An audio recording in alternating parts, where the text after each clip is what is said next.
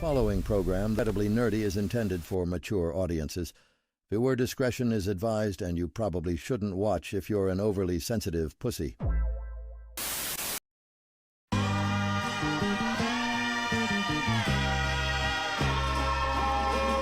love the taste of blood. And I don't know what that means, but I know that I mean it. Maybe they're as evil as they seem, or maybe I only look out the window when it's scenic. Atmosphere finally made a good record. Yeah, right, that shit almost sounds convincing. The last time I felt as sick and contradictive as this was the last time we played a show in Cincy. Get real, they tell me. If only they knew how real this life really gets. They would stop acting like a silly bitch. They would respect the cock, whether or not they believed in it. Doesn't take much, and that's messed up, because these people do a lot of simple shit to impress us. While everyone was trying to outdo the last man, I was just a ghost trying to catch some Miss Pac-Man. Hello, ma'am, would you be interested in some sexual positions and emotional investments? See, I'm not insane, in fact, I'm kinda rational. When I be asking, yo, where did all the passion go? East Coast, West Coast, down south, Midwest. Nowadays, everybody knows how to get fresh. Somebody give me a big yes. God bless America, but she stole the beef from Bless. Now I'm too fucked up to dance, so I'ma sit with my hand on the front of my pants. You can't achieve your goals if you don't take that chance. So go pry open that trunk and get those amps. You know, days of kings and queens, I was a jester. Treat me like a god, or they treat me like a leper. You see me move back and forth between both. I'm trying to find a balance, I'm trying to build a balance. In the days of kings and queens, I was a jester. Treat me like a god, or they treat me like a leper. You see me move back and forth between both. I'm trying to find a balance. I'm trying to find a balance, I'm trying to build a balance. I'm trying to find a balance, I'm trying to build a balance. So now I keep a close eye on my pets, because they make most of their moves off of instinct and sense. It's eat, sleep, fuck, and self-defense. So straight, you can set your clocks and place bets. Wait, let's pray on a blind, deaf, dumb, dead. Hustle, maybe a couple will love what you said. MCs drag their feet across a big naked land with an empty bag of seed and a fake shake of hands. Yeah, I got some last words. Fuck all of y'all. Stop writing raps and go play volleyball. Gotta journey the world in a hurry, cause my attorney didn't put enough girls on the jury. Guilty of dropping these bombs in the city, but I'm innocent. Love is the motive, that's why I'm killing them. Guilty of setting my fire in all 50, but I'm innocent. Blame it on my equilibrium. In the days of kings and queens, I was a jester. Treat me like a god, or they treat me like a leper. Welcome on in to your Wednesday stream. The first thing that we must address today, we have to thank Sony. I know, it's crazy, but we do. We have to thank Sony. I can't believe I'm saying it. I can't believe I'm saying it. But we have to thank Sony. Why? Well, today is the day where the tickets went on sale for Spider-Man Brand New Day, okay? And that's cool. But they didn't drop the trailer yet, okay? I thought they dropped the trailer at 9 a.m. A lot of people were saying they're going to drop it at 9 a.m. They didn't drop it at 9 a.m. So what does it mean? Well, you know what that means? That means we've got a little time. A little time to talk about something else that happened today. Something else that's really cool. Something else that we're all really excited for. Something else that we're all really into. And I'm excited to be able to share this with you guys. And again, we must thank Sony. Thank you, Sony! Can we get a thank you, Sony, in the chat? A couple thank you, Sonys! Oh, nobody? Hello? Chat? Because earlier this morning, actually maybe late last night, I don't know for sure, but the new rules for Warhammer came out. Oh my god, I'm so excited. Thank you, Sony. So we're going to talk about Warhammer. We're going to get really nerdy, talk about Warhammer, talk about points, talk about stuff that literally 99% of you guys don't have any context for. You have no idea what I'm saying. I don't give a fuck. It's Warhammer time, baby. Buckle in. Thank you again. Thank you. No, I'm just kidding. Listen. I know. Boo, boo, boo. Yeah. I'm surprised there's no tomatoes. No tomatoes? You guys, come on. Couple tomatoes. Can we at least get like a little flavor in chat? Throw a couple tomatoes, you know? Listen. I'm kidding.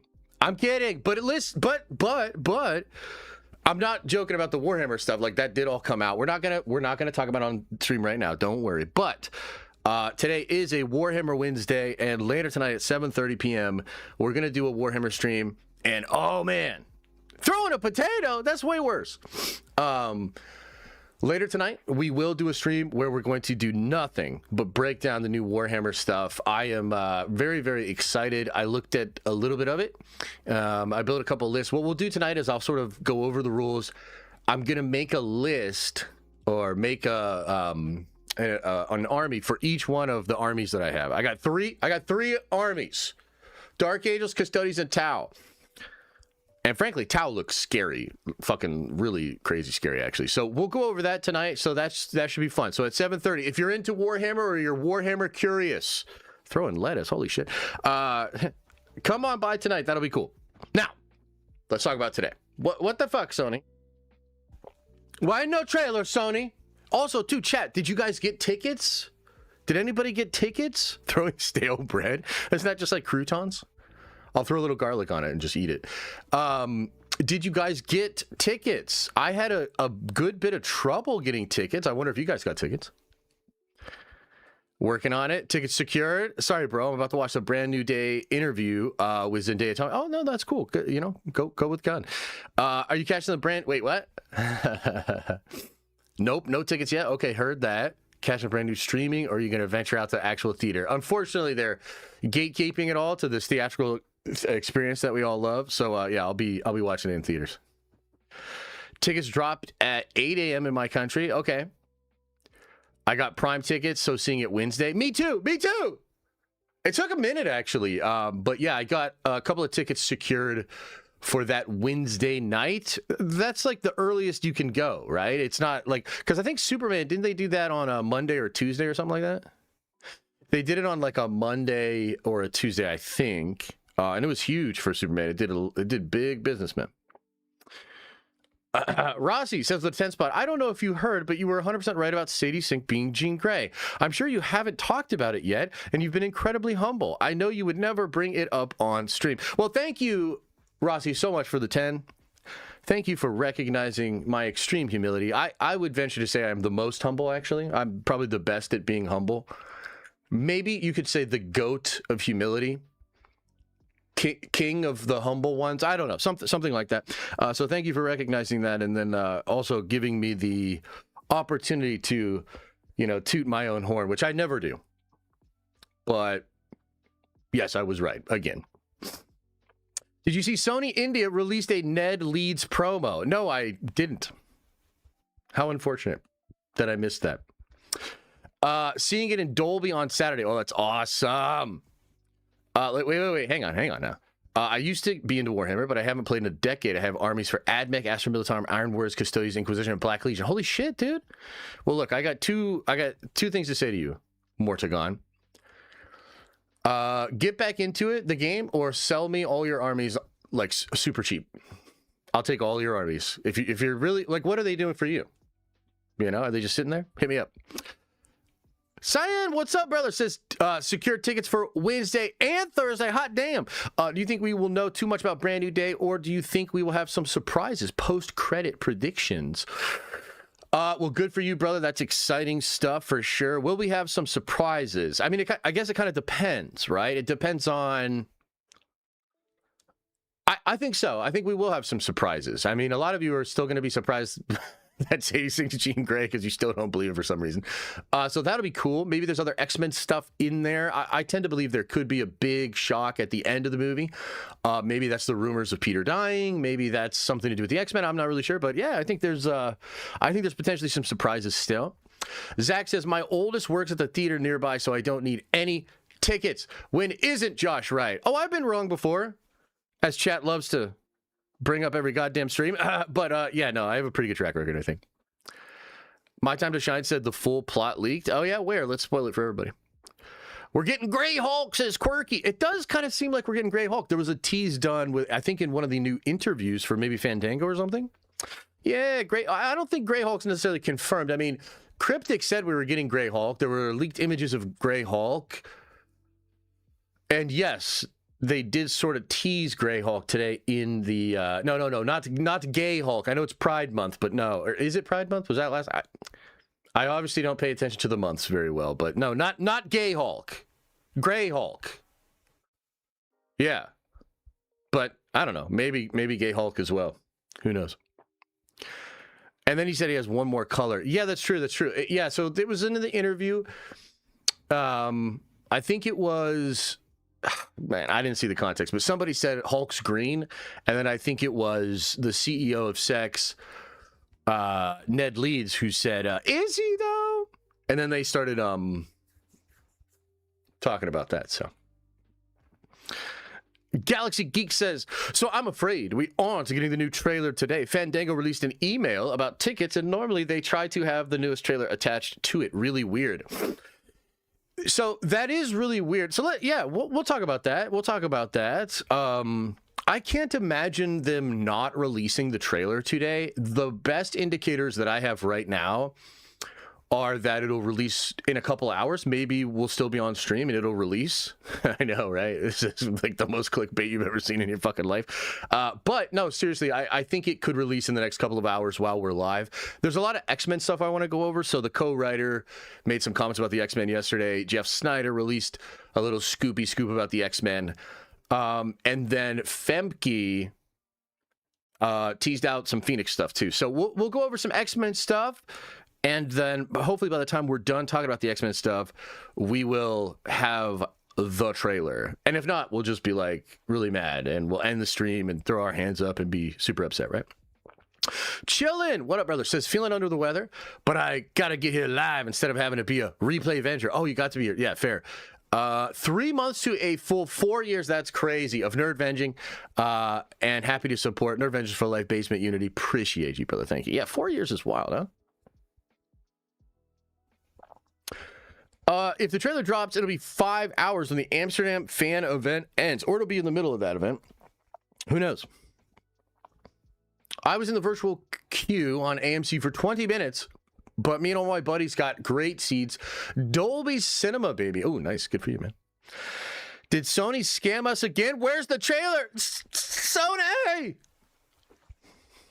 I heard the trailer might not come out till tonight. Ooh, that would be unfortunate, huh? That would be unfortunate. I guess we could start by talking about that a little bit, huh? Should we just talk about the current state of what's going on with the trailer? They said big surprise at 10 p.m., which is in 5 hours. What? 5 hours? My God. Okay, yeah, let's talk about this. So, and I don't even think I'm going to do this as a clip, because the clip will be useless once the trailer drops, which could literally happen at any moment. Okay, so let's break it down. Let's go over this. So, what do we know? Well, we know that Daniel RPK mentioned the trailer coming out on the 17th, and he mentioned this several weeks ago. I think it was like the first person to make mention of that. A lot of other people seem to corroborate it, and I even saw some insiders like talking to randos online, and they were saying stuff like, because remember when the hack or the leak happened, which again, I don't think there's a hack, guys. You know, I was calling y'all out on that shit on Monday. I'm going to call you again. I don't think so. I don't think that there's this big hack where they have all this shit. Nah, they're just trying to get clout. They're just trying to get clicks on social media, right? So I saw some of these insiders after the initial leaks of the trailer came out. There were people saying like, oh, maybe they'll release it early. And there were even some insiders saying, and I love these kind of reports, Sony's considering revealing the trailer early because of the leak. Like as if that would ever be fucking verifiable in any fucking way. I love those kind of scoops. But anyway, while that was happening, there were some insiders that I consider to be pretty good that were kind of saying like, dude, they're not going to release it early because the 17th it's all planned out. Like there's a thorough plan, which I and many others thought would include the trailer dropping right away. But that does not appear to be what the plan is. But I must believe that the trailer will still drop today. Okay? Now, why might they not have released the trailer right at 9 a.m.? Well, there's a couple of different reasons. You know, I think some people are wondering, like, did they do this just to, like, make Daniel look bad or to make the Scoopers look bad? And it's like, I'm absolutely certain that there are some people at Sony that would like to do that. But I just can't imagine that that would actually be the motivation for them, right? I've heard Kevin has changed things in Marvel movies because of leaks before, and I always thought, like, if that's true, that's a serious L. That is very stupid. That's a very stupid thing to do, because if you have something well crafted and you think it's good, changing it just to keep a surprise is, like, stupid, because the surprise isn't what matters. What matters is, like, is that a classic? Do we revisit that movie 3, 4, 5 times, a dozen times over the course of a couple of years? You know, in that sense, the difference between a movie that you watch once and forget and the movie that you return to a lot, it's not going to be that you were really surprised the first time you watched it. That's not what brings you back to a movie, right? So I've always thought that was so stupid. I don't think that Sony would do something like that, okay?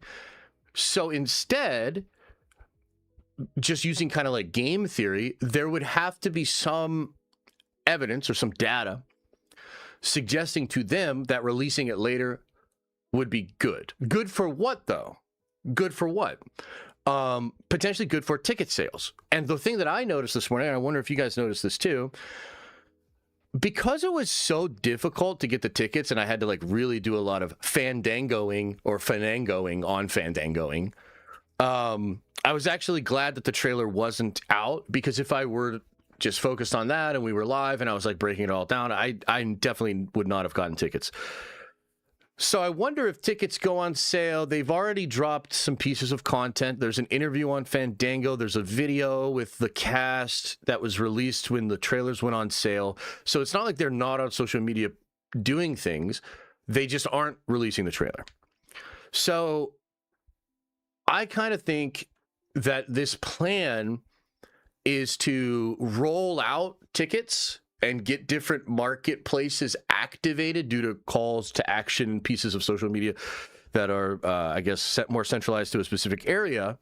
And then the trailer itself will act as, like, just another push for the aunts, uncles, grandmas, and the normies that didn't, you know, get up early to get tickets, right? That's kind of the way I think of it. And so I would imagine the trailer drops in the early afternoon, because you do want to try to get into some peak viewership hours of, like, East Coast and stuff like that. But this is a global movie. This is a massive movie. This movie broke the record with its first trailer, and I don't think they're really worried about the reach. So it seems like whatever is happening today in their rollout and in their plan is well thought out to really maximize ticket sales. And again, I think there's a potential for, like, a rolling out hype. Does that make sense? Does that make sense? But then again, maybe they don't drop the trailer today. Again, I cannot imagine them not dropping the trailer today. But yeah, so that's my thoughts. What do you guys think? Huh? What do you guys think? What do you guys think about it, eh? Let's see here. Zach, thank you for gifting a membership. Fish at Light Productions has been gone for a week. Nice setup. You seen Wolverine? Wait, what? What do you mean by that? What do you mean by that? Let's see here. Thoughts on Dolby Cinema versus IMAX? I think they're both really solid. I have not found IMAX to be all that much more impressive than a big Dolby screen. I don't really think it matters like that, but I think IMAX has, like, superior branding. IMAX is, like, yeah, it's just got, like, really solid branding, and, you know, you shoot on the IMAX cameras. It's not like you shoot on the Dolby screen cameras or whatever, right? So yeah, IMAX has the sauce, but no, it's not really that big of a difference. New posters just dropped. Oh my word, are they good? Where are they at? Huh? Where are they at? On the Sony account? Huh? Where'd they drop, Joe? Here's them talking about maybe Greyhawk. No, I see them. I don't know. Why didn't you say that? There's other colors. There are. Yeah, There's other colors, huh? I didn't say that, by the way. They said that. So, Look at you. I'm getting hot. You poor dear. I'm sorry. Hulk is green. Is he though? I don't know.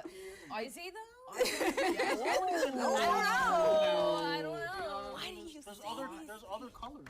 There are. Yeah, there's other colors of them. Yeah. I didn't say that, by the way. They said that. So, Look at you.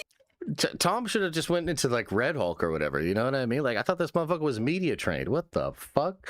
Okay, what were we looking for? What were we looking for? What were we doing before I got distracted? Stop the trailer. There's a trailer? The forced laughter is painful. You think they're forced laughter?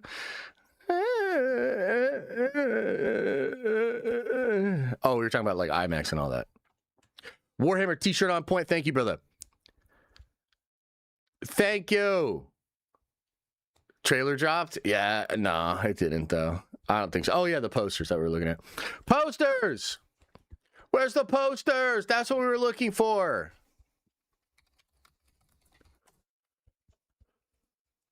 I don't think the trailer dropped. I think we got time. Ooh, these look nice. These were 2 hours ago, though.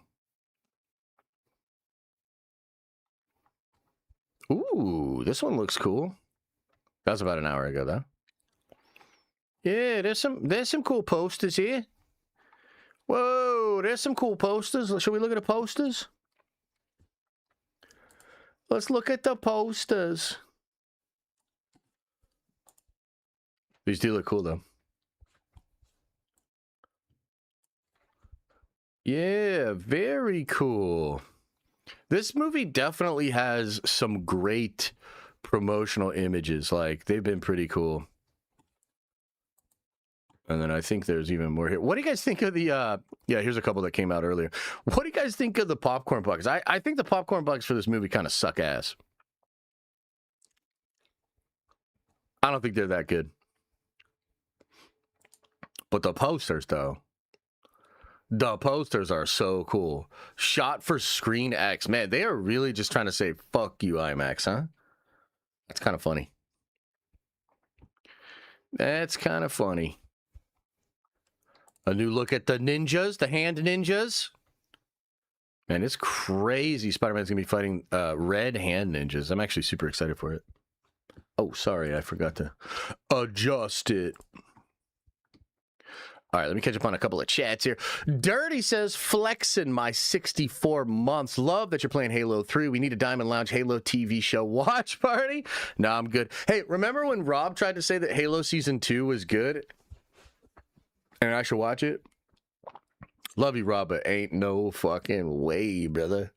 Ain't no fucking way. But yeah, I've been having a blast playing Halo, man. I'm just playing Halo 3.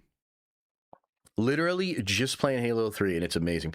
Nick P with a $10 holla says, I'm convinced Marvel is hiding something big. Bow chicka bow wow. The trailer leaked and still no trailer. The reshoots going on definitely means something. Brand New Day and Vision Quest are going to set up Doomsday in some big ways. Well, you know, look, yeah, I mean, I've been sort of teasing this for a while. Ever since I heard what's going on with the reshoots, I've sort of been trying to Paul Revere this shit. Like, the crazy shit's coming. The hyped up cameo shit is coming, you know? Because, yeah, no, you know, somebody asked me earlier in the stream, like, do you think they're going to hide some surprises? If they are going to hide some surprises, it's all kind of happening now. Like, it's happening as they're finishing up. I would imagine, like, the reshoots for Spider-Man are probably done, but they could slip stuff in really last minute. We're at about, what, a month away? A little over a month. This is the same window that Marvel used to change the ending of Quantumania. And remember, Brand New Day, from what we understand, it's testing incredibly well, but the ending is controversial. The ending has fans divided.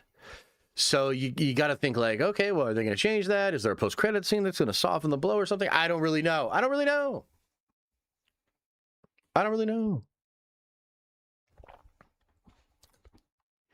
Enjoyed the Halo TV series? Ain't no way, bro. Let me hurry up and unsubscribe. Wait, what? Josh, did you ever wear socks to the what? Socks on my hands? What the fuck? Lawson, welcome to the Nerdvengers. You are a Nerdvenger now. Keep the controversial ending. I would like that, yeah.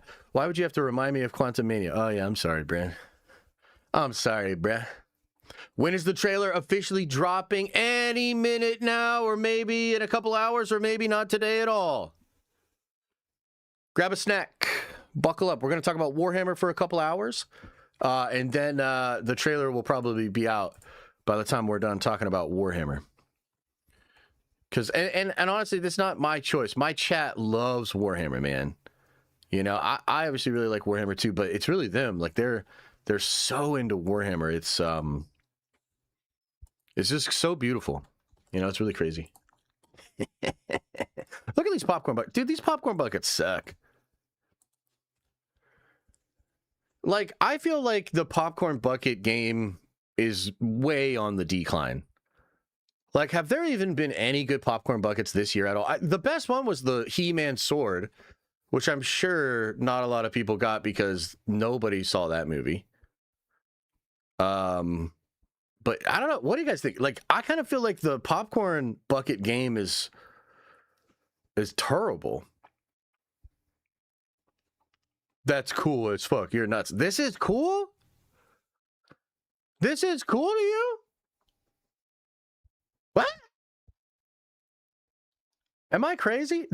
A lot of you think this is cool? Maybe I'm on the outs on this one, you know? You guys think this is cool? I think the other ones are better. Where are they? Where are you, Christmas? This one's cool. This is a cool poster.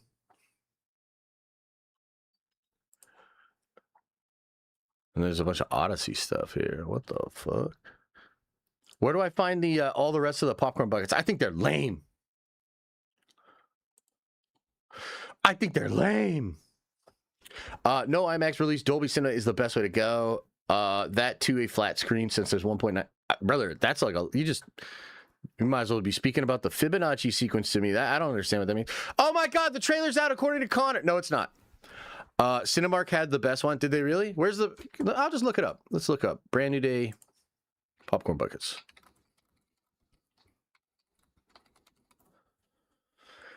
Let's see here. Yeah, these are.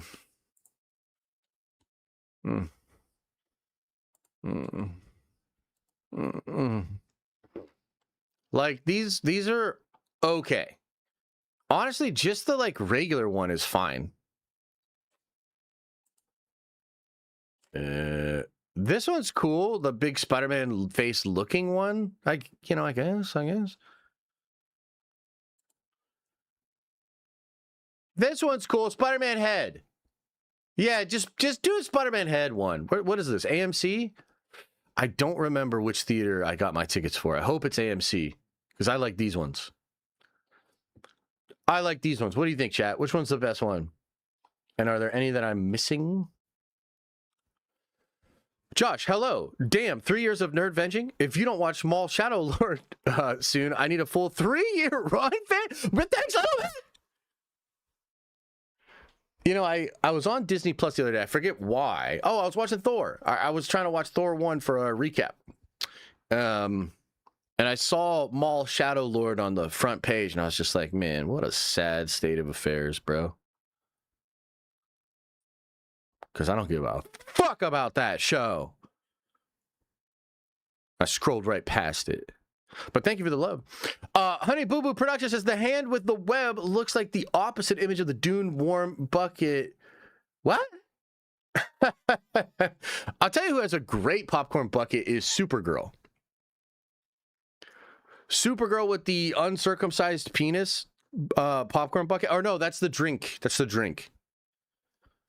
Man, I just really think that we got to give credit to James Gunn and the whole team over at DC Studios. The marketing for Supergirl has been phenomenal. It's just so incredible. Like the movie seems to be defying all expectations. It's gonna rock out with its cock out, literally. Yeah, it's just, dude, it's crazy. Like I've never seen such a successful marketing campaign. This guy's a genius over there. Rossi says, according to my source, Kevin Feige, Heather will turn into the Grey Hulk before breaking Banner with her psychology. Jean can't even get in her mind. Heather's the secret threat that no one knows about. Yeah, and I bet she'll save herself too, huh? YouTube Darth Saber, thank you for the 10 spot, says, yo, Josh, have you seen the scene of Master Chief fighting the Invisible Covenant elites in the opening of the show? If not, check it out. It's a scene for the boys. I actually did see that one. That one's not bad. Yeah, that one's not bad.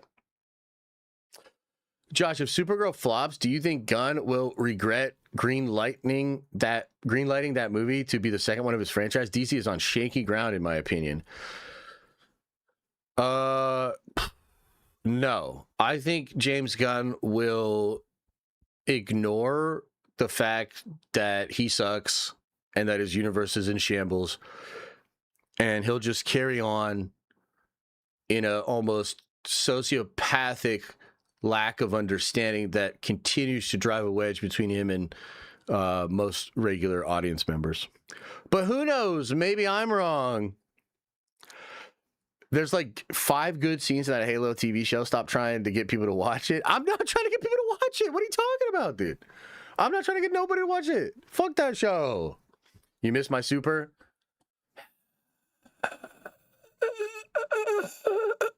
Okay, photo by Maiko, 71 months, almost 6 years.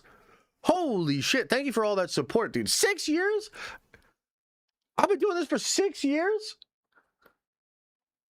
Man, Ben says with a 10 spot says, yo, sending some love. Keep up the amazing work, brother. Appreciate you, man. Thank you. Maddie V with a 5 spot says, I am monstrosity erect for Hot D Season 3. Battle of the Gullet Sunday. Goon! The return of Hot D, giving my chud-ass life new meaning. Amen. Amen. And you know what? Sometimes people say they're a chud. Sometimes people show they're a chud. And you, my friend, did both. So thank you for that proof of chudness right in the message. Yeah, no, I'm excited for it too, actually. Hey, by the way, chat, I maybe it's a good time to maybe bring up some bad news. Can I just say, like, maybe just a little bad news? So probably not going to be streaming on Monday next week, okay? But I hopefully we could stream on Tuesday. I have a thing that I'm doing on Sunday. It's top secret. I can't talk about it. I'm NDA'd. But I'm going to do a very crazy thing on Sunday. And I'll need a day to recover and think about my life. So I probably won't be able to stream on Monday, actually. I know. But maybe we'll stream Tuesday morning instead next week, okay? Colonoscopy? Yeah, right. You think I'm going to go do that shit even though I probably should and everybody should and it's really stupid not to? Let's see here. Becoming Famous says, Colton from Screen Crush says, Warhammer sucks. No, he doesn't. Stop trying to put words in his mouth.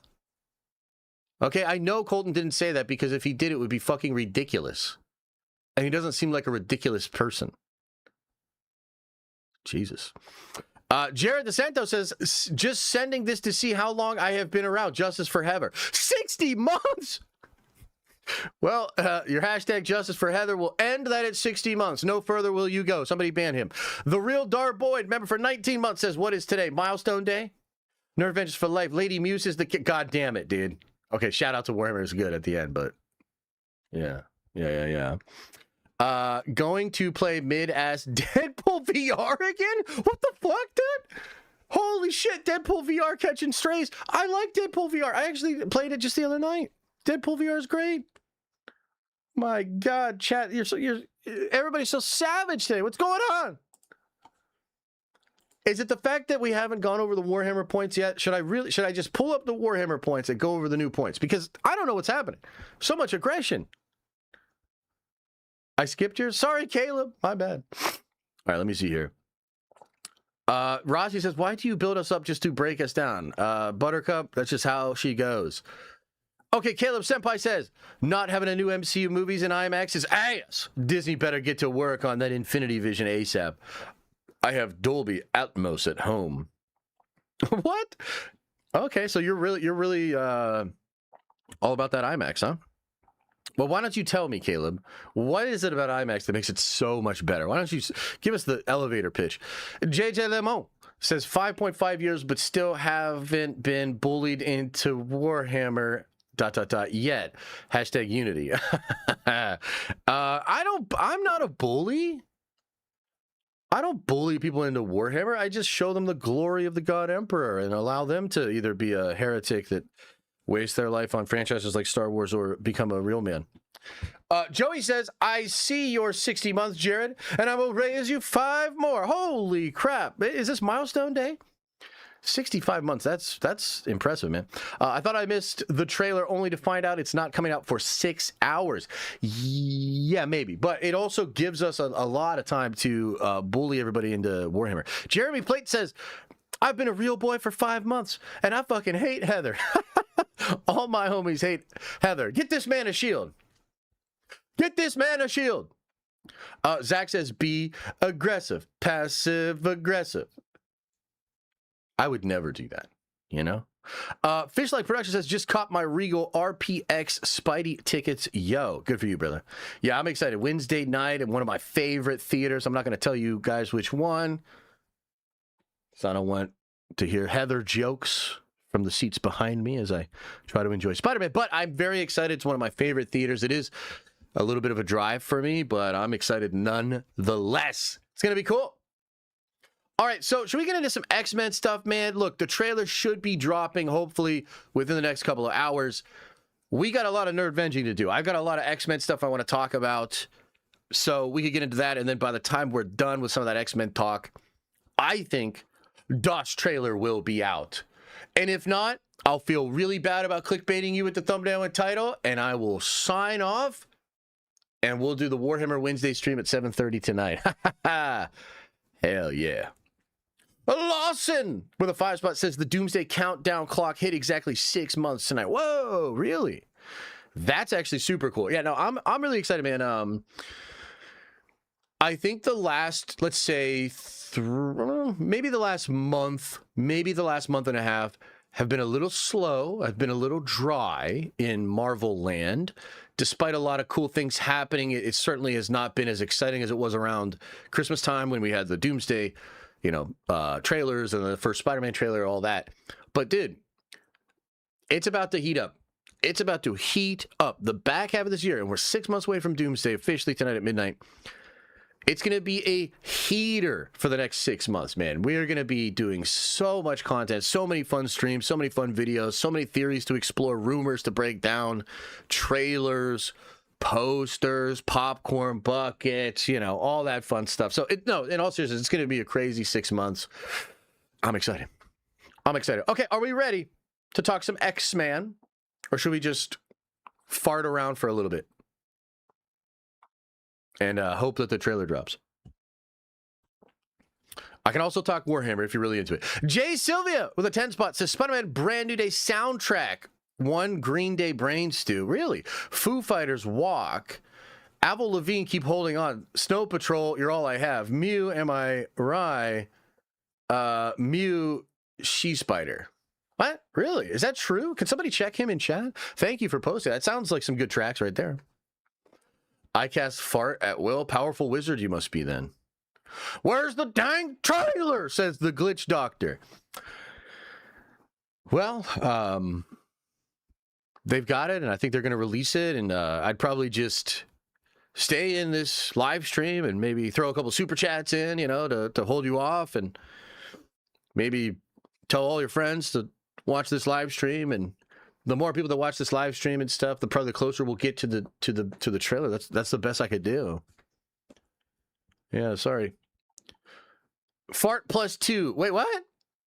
The resale market on the Mando popcorn buckets is still cooking. Oh, yeah. Becoming Famous says, blink once if you're going to the AMC waterfront. I will tell you this. I would have loved to go to the AMC waterfront. It booted me out. I was going to get tickets there, and no, I won't be there. Yeah. I like the waterfront a lot, though, man. I like that area. I like a lot of the restaurants around there. I was hoping to go to the waterfront, but no, I'm going to go somewhere else. I'm not going to say where, but not the waterfront. If you had to cast Jack Black in Secret Wars, who would he play? Maybe Mephisto? Maybe a version of Mephisto? Like maybe the actual Mephisto? That'd be cool. Did you watch Cyberpunk Edge Runners? I did, and I thought it was awesome, dude. I thought it was really cool. Are they making more of that? I had to go to Regal because AMC had some whack-ass times. Oh, yeah, is that so? Yeah, I bounced around. I looked at a couple of different places. I ended up settling on a different one. I'll find you. No! No! Melvin, what up, brother, says, look at these chatters, ravenous to do some nerd venging. It's a beautiful sight. Indeed. Yeah, no, it's going to be great, man. The back half of the year is we're going to make some memories. We are going to make some memories in the back half of this year. And, well, I think that's a good way to, let's transition, you know, let's get into the X-Men stuff, man. Okay. So, guys, we just got a ton of updates about the X-Men, actually. Some coming through official channels via Marvel and really the co-writer talking about some of the things that are going on. And, man, I think he said some really interesting things, which I want to break down. We also got some information via Jeff Snyder. The idea that Snyder proposed was that they're going to go into pre-production at the end of this year officially, and he did float a name that might be the new Beast, okay? And that's really cool, and we're going to break all of that down. But here's the thing, man. The reason this is such a big deal and the reason Marvel is putting so much into this is because unlike Star Wars and unlike James Gunn's DCU, Marvel had a serious fall off and they actually accepted reality, and behind the scenes, they knew what was going on and they had a plan to fix it. Now, I'll admit that I didn't even love their plan in some ways. I frankly would have canceled more shows, but I'm a heartless bastard, and Kevin Feige is not. And, you know, particularly with a show like Wonder Man, I think even Destin said this show would have probably got canceled under another studio and et cetera, et cetera. And so I understand it. You know, Kevin basically decided to try to have his cake and eat it too. They sort of released what they had and accepted the fact that a lot of it was not what they would probably greenlight right now, try to find a place for it and offer up an eclectic meal of Marvel content, all while also recalibrating behind the scenes. Again, I'm not even 100%. I didn't even love what they did, particularly I thought last year, 8 different projects, a lot of them were goobly glob, very frustrating as a fan. However,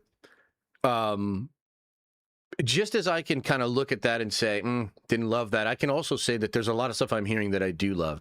And particularly the focus on the X-Men is brilliant because, guys, Doomsday is basically guaranteed to be really fun spectacle, and I think we're all going to have a great time. I personally believe it's actually going to be really good, too, and it's going to be better than a lot of people think, and probably set up Secret Wars to be like a holy shit kind of a movie, okay? I personally believe that. But there's a lot of questions on how does that translate into the future, because you can't do Robert Downey Jr. returns for the first time in 7 years again after he already's back. You can't do OG Avengers from our $3 billion movie coming back. That's not going to work. You can't do 80 plus versions of past Marvel characters all in the series of movies and the fun cameo shenanigans. Like, you literally just fucking can't. Okay? And so there are serious questions, even if you're a person like myself that has faith in these next 2 years, about what the future actually looks like for Marvel Studios. Are you picking up what I'm setting down, chat? Do you understand what I'm getting at here? Like, it's actually a really big deal. A really big deal. How they are setting up the new X-Men. What does the new saga look like when we are fully into, like, mutant supremacy within the content, right?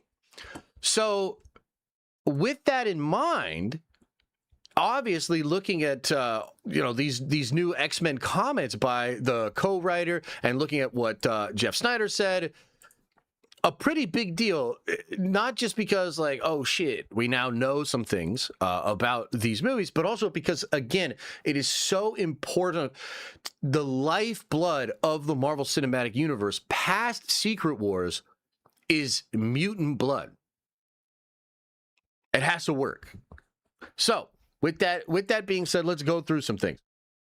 Let's go through this article here on Deadline, which had some really interesting comments from the co-writer of the X-Men. So I believe it was Michael Leslie was the initial writer that was brought on. And we know, because we follow this stuff with incredible detail, probably way too much detail, there was a 9-month process for the initial writer of the X-Men movie. And Michael Leslie was the one that won after that 9-month process. They took a lot of pitches. They wanted to know what these people had as far as a vision for the new X-Men. And so Michael Leslie is brought on before the director. He's brought on before the cast, except Sadie and maybe some others that were secretly cast behind the scenes.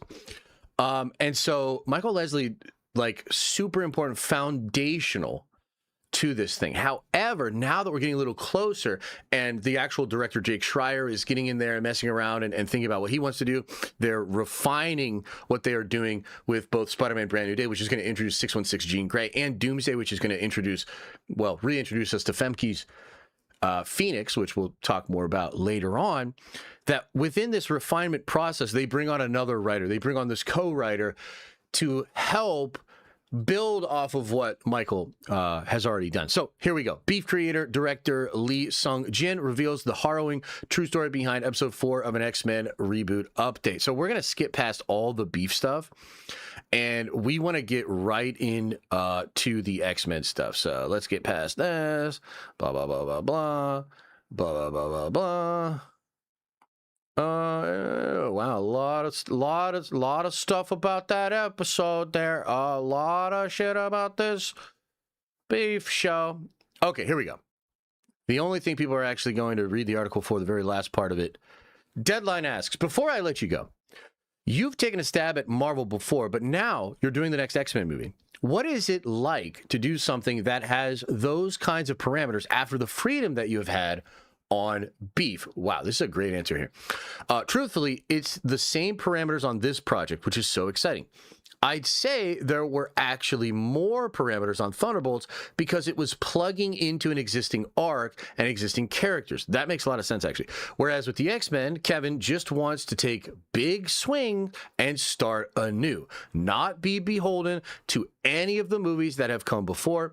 And Jake Schreier has such a clear vision in terms of wanting to get back to the character first and to what is exciting about those early Claremont run comics, which was all about the team dynamics. That's true. There were a lot of soapy elements in those comics. Absolutely. In fact, they're so soap opera, dude. It's crazy. We've been in the room every day together. Kevin and Luis D'Esposito are so dialed in, and they have such incredible instincts that it's been fun to just blue sky. I'm such a big fan of that IP, of the comics. My dad and I, every Saturday morning, used to watch the show on television. Wow. So to be able to look around this Marvel conference room and have every X-Men character on the board and be able to spitball and freestyle on, what about this person? It's so emboldening because you're like, oh, wow, this isn't going to be a safe movie. This is actually going to be some really exciting new take. Now, there's more to it, right? But let's just kind of like bite down on that for a second, because that's a pithy comment, man. That's a pithy answer. So number one, he says the question is framed by probably an anti-superhero Hollywood film nerd dweeb.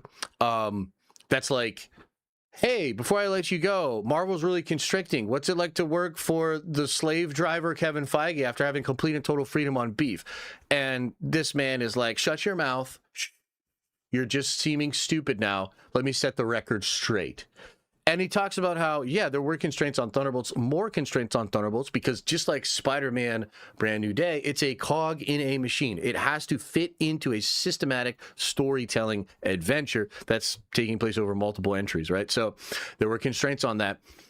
It is so interesting to hear him express just how freeing and basically unconstrained he is with regards to the X-Men. This idea of taking big swings and starting anew, not being beholden to any of the movies that came before. I mean, the dude's a writer, so he's like obviously like speaking in sort of flowery language that's, you know, has a lot of emotion backing it. But it's just cool that the substance of what that means is that they are not trying to be like the other X-Men stuff.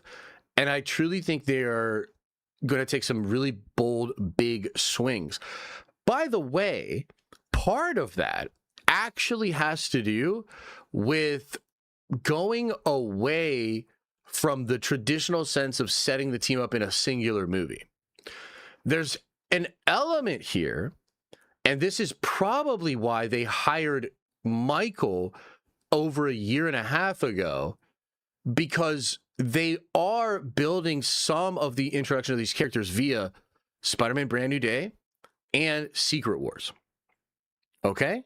So you got to just really think about that. Kevin said on stage, do you guys remember when he came out on stage and he said something like, Endgame was an ending, but Secret Wars is more of a beginning. And the events of Secret Wars will set up what is to come with the mutants past Secret Wars. And you're going to see, I think he even went as far as to say, you will see some familiar mutants and X-Men characters in our next couple of movies, which we really didn't until now, but we will in Spider-Man Brand New Day. I believe when Kevin came on stage and made those statements, and I also think back to when Bob Iger, before he left, I remember there was something Bob Iger said where he was asked about Marvel and their fall off. And he said, you know, I don't want to comment too much on that, but what I'll say is they're about to start focusing on their really big franchises, I believe is like essentially what he said. And so, look, I pay attention to all this sort of shit, but it basically meant to me that at that time, they, and by they I mean Parliament, right? And Kevin and Esposito are a part of Parliament. I have heard the Russo brothers are now a part of Parliament as well. That group, that brain trust, is and was focused on how to set up the X-Men in a very unique way. So they see Secret Wars as an opportunity. They see Spider-Man Brand New Day as an opportunity to set the X-Men up so that it will be very different when we get into the actual X-Men movie, okay? So I hope you understand what I'm suggesting. And we don't have any more details, but let's keep going. Let's see if anything else is revealed here. What do you feel beholden to when you write something like that? He said, it's would younger me want to run to the movie theater to watch this? Are we honoring all the amazing work that the comics set up? Are we playing it safe? Are we pushing things? It's just trying to look at my childhood self who loved these characters so much and making sure we're doing right by him and all the other fans that love X-Men. Brilliant answer, dude. Couldn't have asked for a better answer, actually. Okay, and then they ask about Steven, and he's like, yeah, we'll get Steven working on something there. Okay, so those are basically the 1-2 punch of that. Now let's linger on that for just a minute, and then we'll talk about what Jeff Snyder said, okay? So, bold new takes. The only thing we know right now, and it's heavily rumored, right? And it's probably been tinkered with a bit, and I would imagine even bringing this man into the room has altered this a bit. But what we heard a couple of different things. Years and years and years ago, we heard they would pull from some Astonishing X-Men stuff. Okay, and this was maybe focused on Kitty Pryde, unless I'm mistaken. But then a year later, we started to hear that we would focus on Mr. Sinister as a way to set up Apocalypse, okay? And so that's certainly something that's going on. And I think when we get back into 616 after Secret Wars, it's very likely that Jean Grey and Scott Summers and their blood and a character like Nathaniel Summers, aka Cable, Rachel Summers, all of these, the Summers blood is incredibly important. So when Mr. Sinister makes Madeline Pryor, right, he's doing it so that he can combine the bloodlines of the Summers and Jean Grey. He's trying to create the most powerful mutant ever. And he kind of does. Like, he creates Cable, and then through timey-wimey shenanigans, Cable's a little bit down-powered because of the techno-organic virus, et cetera, right? But that whole idea and concept seems to be central to what Marvel wants to do with their X-Men. Now, I find that to be really interesting. And it's also interesting that we might see a Scott Summers, we might see a Jean Grey in both Doomsday and Secret Wars, and I don't know, maybe there's even something said in the Secret Wars movie or in the Doomsday movie with regards to sort of tipping the hat to that whole thing with Apocalypse and with the Summers bloodlines. Okay, so that's one side of it. Now, there's another side of this, because we've also heard Marvel wants to connect the Celestials and the Eternals to the mutants, and they want the mutant saga. Their version of the mutant saga is cosmic. Okay? They want it to be cosmic. And we've heard some things about Judgment Day, and that was a run that happened in the past 5 years at Marvel, where essentially it's explained that the X gene is actually a version of the deviant gene, and it was set in motion, just like all the other mutations were set in motion when the Celestials first visited the planet and started to experiment on early humanoids or hominids. So, I actually believe we're going to see a combination. And I think what you'll get is some slice of cosmic craziness with regards to Jean Grey and the Phoenix, connected to some cosmic craziness with regards to Celestials, potential mad Celestials. And there's a big rumor that the first firmament or another being like that will end up being the main threat of the entire next saga with the mutants, okay? And what I think is going to happen is the way that Secret Wars ends will leave a lingering, hanging thread, just like Endgame did, and that will explain the issues, the problems, the things that they're going to have to eventually overcome in the X-Men saga as this first firmament or some dark force from the multiverse past is unleashed or whatever. Okay, now that's like super nerdy, very sweaty. Maybe some of you were able to follow that. Maybe some of you were not. Let's finish off this segment here with the X-Men by talking about what Mr. Jeff Snyder is reporting. Okay, so a couple of different things Jeff's saying, and nothing too crazy here. All right, nothing too crazy. One thing he says is that the thing will go into pre-production, official pre-production on the books at the end of this year, which tracks. Totally tracks for me. And again, it's just an indication of it's really, really important. It is so damn important, this movie, but also just everything they're going to do with it, okay? And then we get a little bit of a casting tease here. Potentially they're looking at this. Charles Melton, which, like, what is he in? He doesn't look familiar to me. Is reportedly in contention for the role of Beast in the X-Men reboot film. Okay, first off, who the fuck is this guy? And why isn't it the guy from House of the Dragon that's Beast? It should be the guy from House of the Dragon, okay? That's first off. Second off, though, there is actually something really revealing about this. Because we have Kelsey Grammer Beast. Kelsey Grammer Beast is a thing. He's going to be around. It's a big freaking deal. Might be in both Doomsday and Secret Wars. And then there's this idea that Hugh Jackman Wolverine is sticking around as well. Well, what the hell? Well, wait a minute. If we've got a new Beast, that probably means we're getting a new Logan. We're getting a new Wolverine, which I believe. Now, I think you'll still have Hugh Jackman Wolverine. He might do some shenanigans with Deadpool. Maybe we get some exiles. Right now, the rumor is Ryan Reynolds is super obsessed with making his friend Cynthia Ervino into the new MCU Storm and shoving that right in our stupid faces and doing a new Deadpool movie that's going to be X-Force, potentially with Brolin again, and bringing back Wolverine. So we'll see. We'll see how all that works together. And perhaps it can just exist ancillary to the main X-Men, because it seems like the new X-Men wants to be completely unbeholden to what came before, but also have completely new cast. This guy seems to be in the age group that would work with a Sadie Sink and some of the other choices that we've heard. So with all that being said, guys, that's all the info. That's all the info that we have currently. And there is some juicy new stuff that we just discussed with the X-Men. I'll open it up to chat. Chat, what do you think? Any comments? Any questions? What do you think? And what part of this rumor are you most excited for?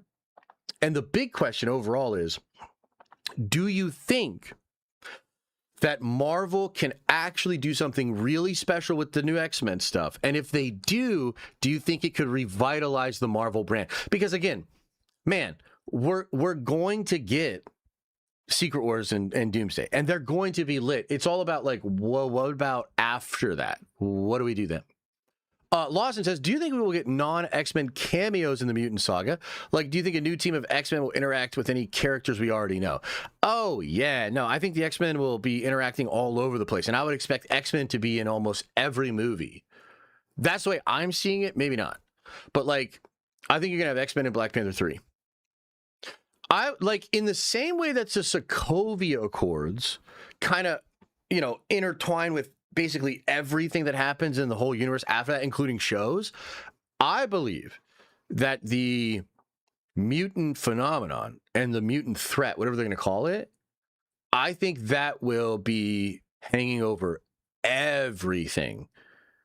And it's possible too. Like, here's another thing that I think would be really cool, dude.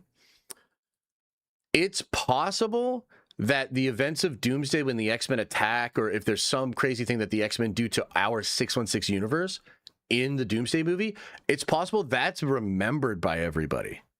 That our own government's like, dude, the X-Men from that other universe were scary. Any X-Men in this universe, we need to put the clamps on. You know what I mean? So that'd be kind of interesting. VTJ Production says, all these Sydney Sweeney Marvel rumors picking up. Campia even blessed us with covering it. I've been saying it for years. She's an Emma Frost.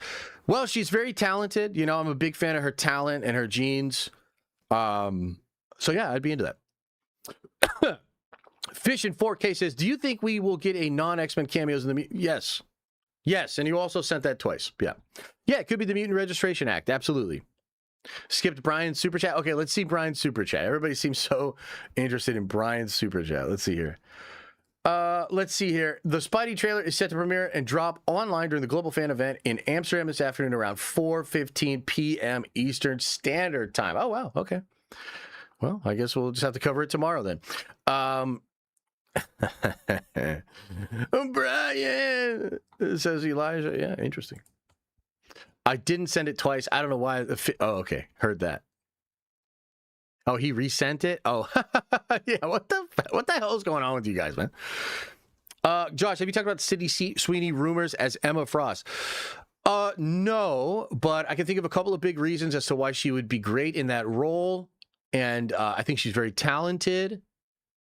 And I would love to experience the joy of the theatrical, going to where the movies were meant. You were meant to see Sydney Sweeney in a gigantic screen.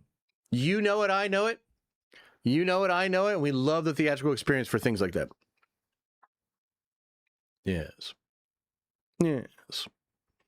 Also, check out the Russo CBR interview from yesterday. I linked it above. I actually have that pulled up. I think we'll probably go over that next. Yeah. Of BTJ Productions, 715 spot. Anyone else notice Magneto in the 97 season 2 trailer dressed exactly like Ian McKellen in the Doomsday trailer, even down to the beard and cloak? Ooh. You know what? I'm glad you brought this up. Two things. X-Men 97 season 2 is going to be lit, bro. That's all I can say. And watch what Magneto does in that shit. And then the second thing I'll say is Marvel would never admit this, but they owe a great debt to Mr. Beau DeMayo. I'm just gonna say it. Because, from what I understand, they are using the blueprint of not just what Beau came up with for season 1, but also what he came up with for season 2. They are using that blueprint to do their live action stuff. Like, I'm dead ass, dude. From what I understand, there are people that see what happened with X-Men 97, because you got to understand, X-Men 97 took some big swings. It tried some crazy things. It didn't come in and just be like, we're going to play the fucking hits of the X-Men. No, like, dude, they went with some really weird bullshit, and it played, and it was amazing. So from what I understand, that show and its success has given license to that Marvel team to really push the boundaries of what they're going to do in the live action X-Men stuff. They'll never admit it, though. I'm not an actual fish, guys. Yes, you are. That's fake news. Appreciate the 5, but you're never going to convince us that you're not a fish. We know you're a fish, bro. Okay? You live in water. You have fish lips. You have gills. Your eyes are on the side of your head. So it's either extreme alcohol fetal whatever, or you're a fish. It's also very impressive you're able to send super chats with your fins or whatever. Very impressive. Okay. All right. Anything else we want to say about the X-Men? Any other thoughts, questions, comments? Bro definitely breathes water. Exactly. See, Dill the Pickle gets it. AJ Scope 15 says, since the X-Men will play a major part in the next saga, it would be the perfect time to bring back T'Challa and explore his relationship with Storm. 100% agree with that. I would love for that to be the case. And I wonder if a young Storm is being considered to play a little bit better with a young T'Challa, because they're probably still going to do T'Child. I know some of you get so fucking butthurt when I say that. Toussaint, whatever, you know, give the proper respect to this fictional character that isn't even the fucking Black Panther that we want. Go fuck yourself. But the point is, sorry, I got a little heated there. The point is this. Is that part of the calculus? Is Damson Idris perhaps a more acceptable age of a T'Challa to get with a younger Storm actress? Do you understand what I'm saying? Do you understand? Toussaint, Croissant, same thing. Yeah, it's pretty much the same thing. Josh, McFarlane Toys just announced a brand new day Spider-Man statue. Dude, I love McFarlane Toys. Adam always accuses me of slobbing all over Todd McFarlane's knob, but I'm gonna do that a little bit more. You see those Warhammer figures back there? I can get a zoom on it. You know, we could bring them out and play with them and stuff too. If you want to see, they're articulatable, very good, nice figures. So I got those yesterday. 2 McFarlane Warhammer figures. I'm so glad that I mean, he fucked up and said they were robots. He doesn't know shit about Warhammer, but he gets a pass because he's Todd McFarlane. And I also got the Dr. Doom statue. Josh isn't wearing shoes right now. That's actually not true. I'm actually wearing really fancy shoes right now. Can anybody guess what kind of shoes I'm wearing?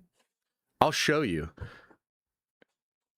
Bring them out. Yo, let's end this segment here. Let me go get the Dr. Doom statue, because it is fucking dope, dude. All right, 27 minutes.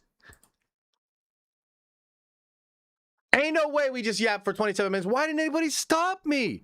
Where's the fucking Brian at? Brian, you fucking dingalingus. You're supposed to be 27 minutes? That's longer than an episode of the 90s X-Men show. You fucking dingaling, Brian. All right, I'm going to go get... Jesus Christ.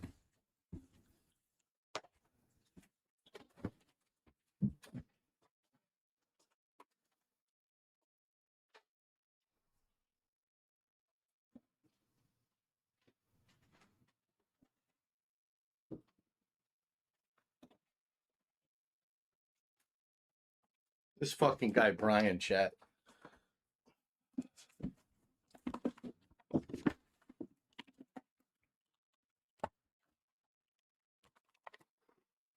This fucking guy, Brian. Also got this for $10. The Mass Effect Legendary Edition for Xbox One, dude. Come on, that's a steal. Guys, look, I've got the Dr. Doom Hot Toy, as you can see here, and I don't know where the figure's at, actually, and I love Hot Toys. But, dude, this shit, it's $60, literally a tenth of the cost of the hot toy. And again, I love the hot toy. Yeah, I left the price tag on it. Fucking sue me. Guys, this is nice, dude. You overpaid? Jesus. Everybody's got an opinion. You gotta take the tag off before you send it to me. I ain't sending you shit. 60 is a fucking steal. I need that. Dude, I really respect what Todd did with the Marvel statues. Okay, real quick, story time. So he couldn't get the Marvel license forever because they have a thing with Hasbro, okay? Oh, the shoes. Did anybody guess? You guys didn't even guess. Put some guesses out there, okay? And then I'll show you my toes, okay? So he couldn't get the license because they have a thing with Hasbro. So what he had to do to get around it was he can only make statues. He cannot make articulated Marvel figures, okay? Like, boo, you know? But at the same time, what he did was make some legendary statues. Dude, these statues look great. They look great. I got the Captain America one right up there. He started out with the most iconic covers from some of the OGs, which I really liked. And he has branched out. I own a lot of them, man. I think I own like 5 or 6 at this point. But yeah, I really like them. I really, really like them. The only problem with them is where do you put them all? You know, that's the only problem. Anyway, Jordan 1s, nope, no Gucci this, nope. Sandals, nope. Sandals with stocks is a pretty good guess, though. Okay, I'm going to show you guys these actually, and I got to say, shout out to the Muslims. I know that probably sounds crazy. I'm wearing Judy's. I'm wearing loafers. These are Islamic loafers called Judy's. Look at these things. Look at these things, dude. Beautiful. And comfortable as shit. They're amazing. They're called Judy's. I'm probably mispronouncing it because I'm white. They are incredible. Do they come with shit on them? No! Might as well get a man bun with those. Jesus Christ. Everybody's got an opinion, huh? What are those? They're loafers. Or there's probably a different way to say it. Yeah, they're great, man. And dirty ass shit inside. They're not dirty inside. What are you talking about? Oh. They're really nice though. Look at the design, man. Look at these things. These things are awesome. And they were $70. $70 handmade. I wear these things all the time.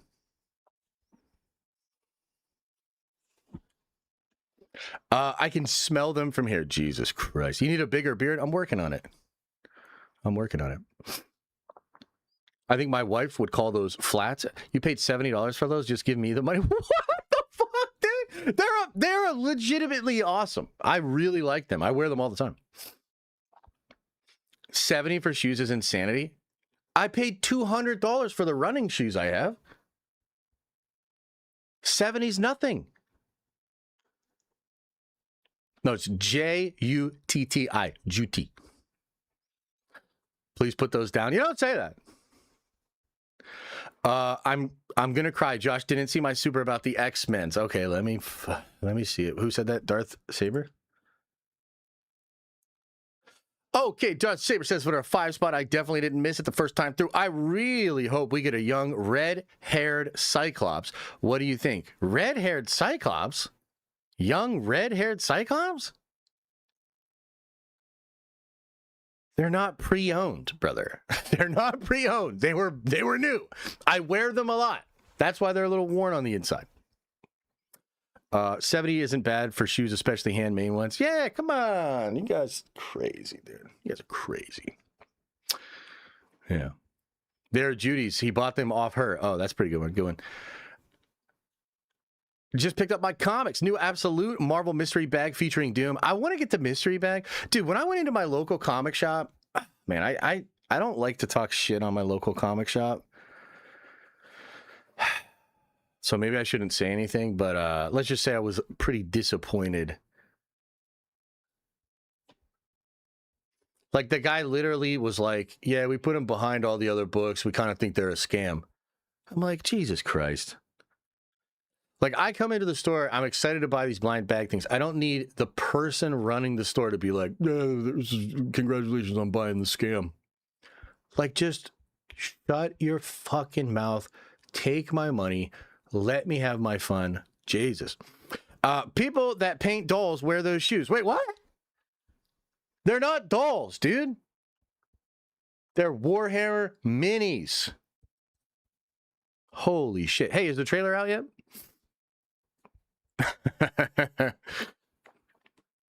No, I haven't watched the World Cup at all. Has it been good? Did America win? Our local comic shop is okay, but the guy's super awkward. He knows shit and won't talk down the price. Yeah, I'm trying not to be a dick or whatever, because it's like small business, family owned or whatever, and I get it, but yeah, definitely not how I would run it.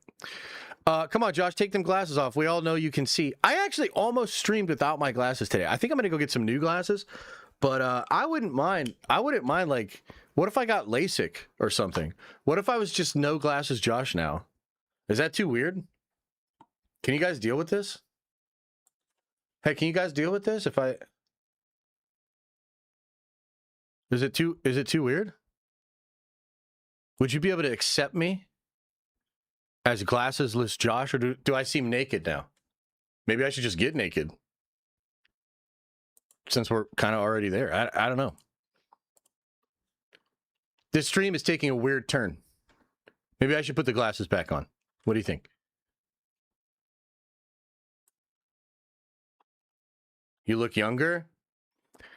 Well, the real reason I wear the glasses is because I don't want to be recognized in public. I'm like super internet famous for like 2% of the population, which is the nerds. So I wear the glasses so that when I go out, nobody recognizes me. It's like a Clark Kent thing. My eyes! Hey, what? How dare you say that right after I said it, Adam? Can't see Josh anymore. Imagine if he shaved his beard too. Dude, I've had this beard since I was 24 years old. And it's not even a great beard. It's borderline a shitty beard, to be honest with you. But I would rather have a shitty beard than be a beardless, baby-faced bitch boy. Sorry. That's no offense to all of you that can't grow beards. It's all good. Palberto says, I guess we aren't getting a I mean, I can't even read this without my glasses. Hang on.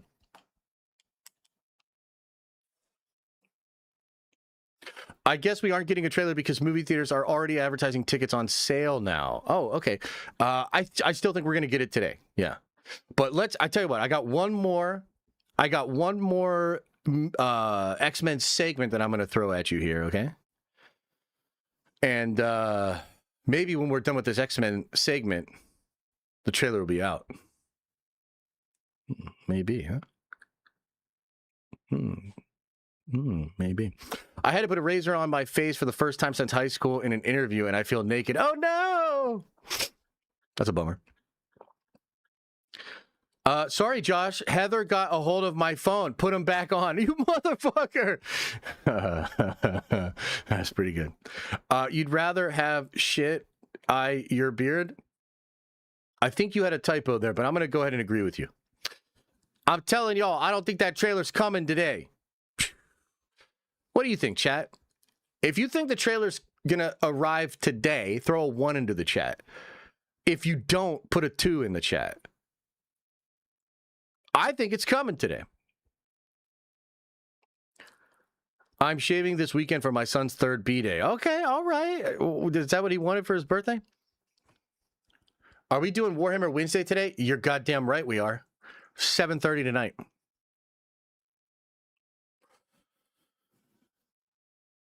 Do I still think we'll get Bo discussing X-Men 97 Season 2? I really don't know. I'm interested to see if he pops back up and starts talking about it or whatever.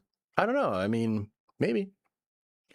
Hey, Josh, side note, are you a WWE fan? Nah, I can't really say that I am. I like wrestling. I don't, like, hate it. And I've watched, like, live amateur wrestling. And it's really fun, actually. But nah, I don't really like watch it. I don't really watch it like that. Did you miss my member earlier? God, I hope so. I mean, wait, where? Your member chat, you mean? Oh, okay. No, I think I went over it, man. Let's see here. Was it like at the very beginning of the stream? Because I definitely went over it then. Be aggressive, passive aggressive. Yeah, I'm pretty sure I went over it, brother. All the twos in the chat. Doomsday CinemaCon trailer scared y'all. That's true, actually. Yeah, maybe they're a little skittish. Joel says at some point all of us will get into Warhammer and we'll have to wait, have a tournament of sorts for the Nerd Vengers. That would be sick, dude. Yeah, that would be awesome. Absolutely, I'd be into that. I think we've got a little bit of time on that because I still need to convert more of chat, and that show releasing would help us out as well.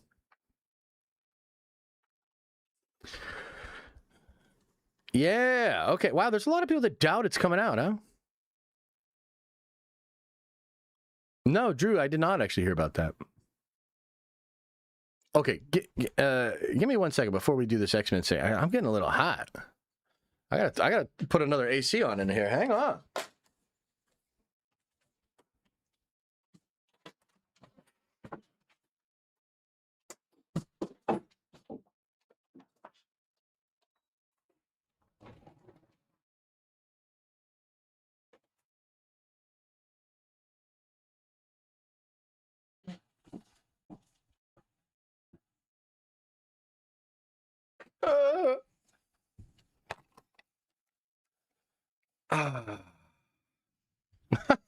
Ben, you guys are fucking wild, man. I should never have the chat on the screen.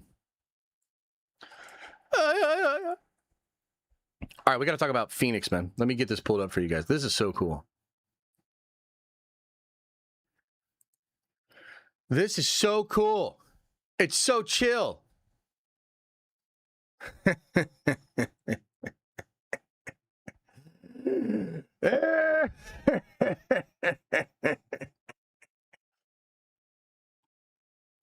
Are you ready?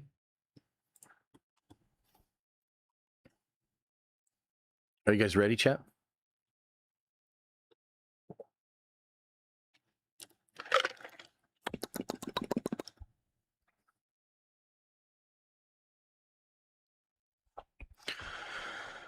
Woo!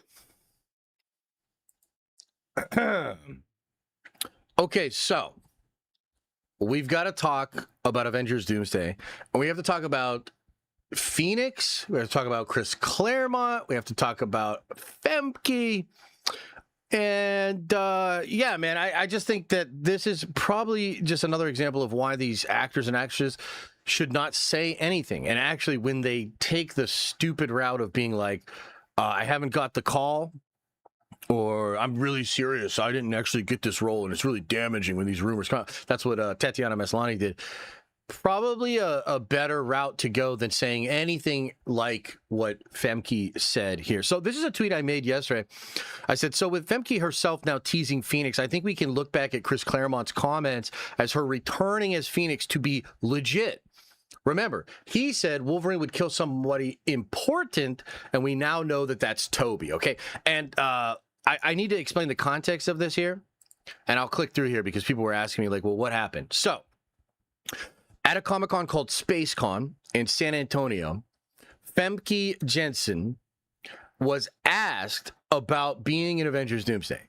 And she literally said, I'm so bad at keeping secrets, but if I had an opportunity, I would show you some really amazing Phoenix. Okay? Now,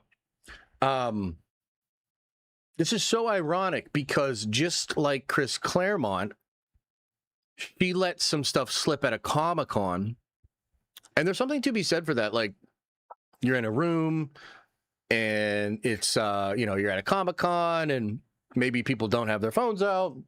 Maybe you're feeling a little of the energy of the crowd. Maybe you're a little bit more willing to talk about spoilers or whatever. She says this, and she probably should not have said it. And the reason why is because last year, Chris Claremont was in a similar situation. He was at a Comic-Con, and he just starts blabbering about Doomsday, bro. And ironically, all the things he said do inform later rumors and things and reports, right? So, as just one example of this, after John Campea ruined the beginning of Doomsday by talking about the opening scene being so dope, and then Gary from Nerd Erotic said that what John was discussing was a scene with Tobey Maguire, Dr. Octavius, Deadpool, and Wolverine. What he said was actually the X-Men coming in to fight them, and then Tobey's going to die. Okay? And basically, right after Gary reported this, I had a little light bulb go off, and I said, wait a minute. This lines up with what Chris Claremont said, because what Chris Claremont said, one of the things he said was that Hugh Jackman Wolverine was back, and he was going to, quote unquote, kill somebody really important. That's the way Chris said it. And I remember because Gary had the report, I put 2 and 2 together with the Claremont comments, and I tweeted about it, and the tweet blew up. It was a very big tweet of mine.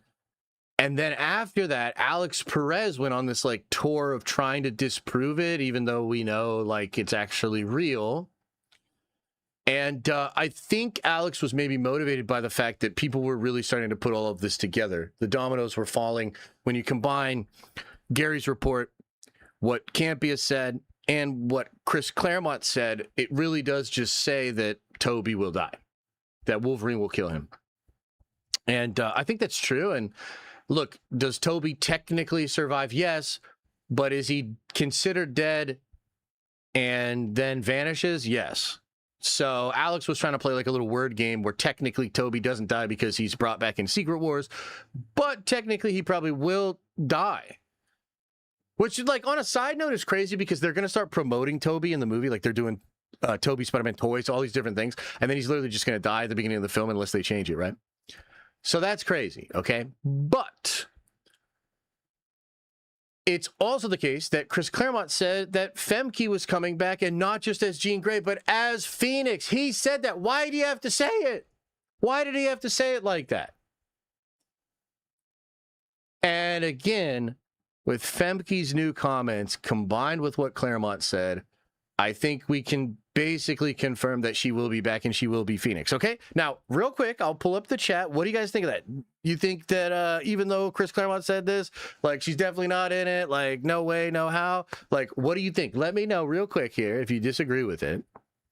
And now let me just explain to you how I see Femke's Jean tying into all of this.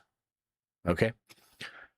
So as we know, there are 3 big ways that super secret cameos could be hidden from Doomsday. 2 ways that we're very sure happened, and then 1 way that we're still not quite certain about. The 2 ways that we know happened are with the golden masked individuals. Okay, and we're pretty sure, like, Elizabeth Olsen is the best example of this. Elizabeth Olsen was not in the movie. She was out filming all these other things, talking all this shit, etc. Then all of a sudden, when the Doomsday reshoots go around, she cancels a bunch of projects, goes over and films with Marvel. And it's basically, like, 100% confirmed, even though, I guess, you know, we don't know for sure, but all signs point to Elizabeth Olsen being one of the individuals behind the golden masks that will be revealed to be working with Doom the entire time. On top of that, seems like Doom's going to use actual chaos magic and Wanda's red powers, which probably connect to her being there behind the golden mask. Okay? So that's 1 way that the Russo brothers hid cameos, because during all of principal photography, they just filmed with people with a golden mask. And then they bring in your Benedict Cumberbatch, and then they bring in your Sylvie, and then they bring in your Clea, and then they bring in your Scarlet Witch, and you just film with them for the reshoots.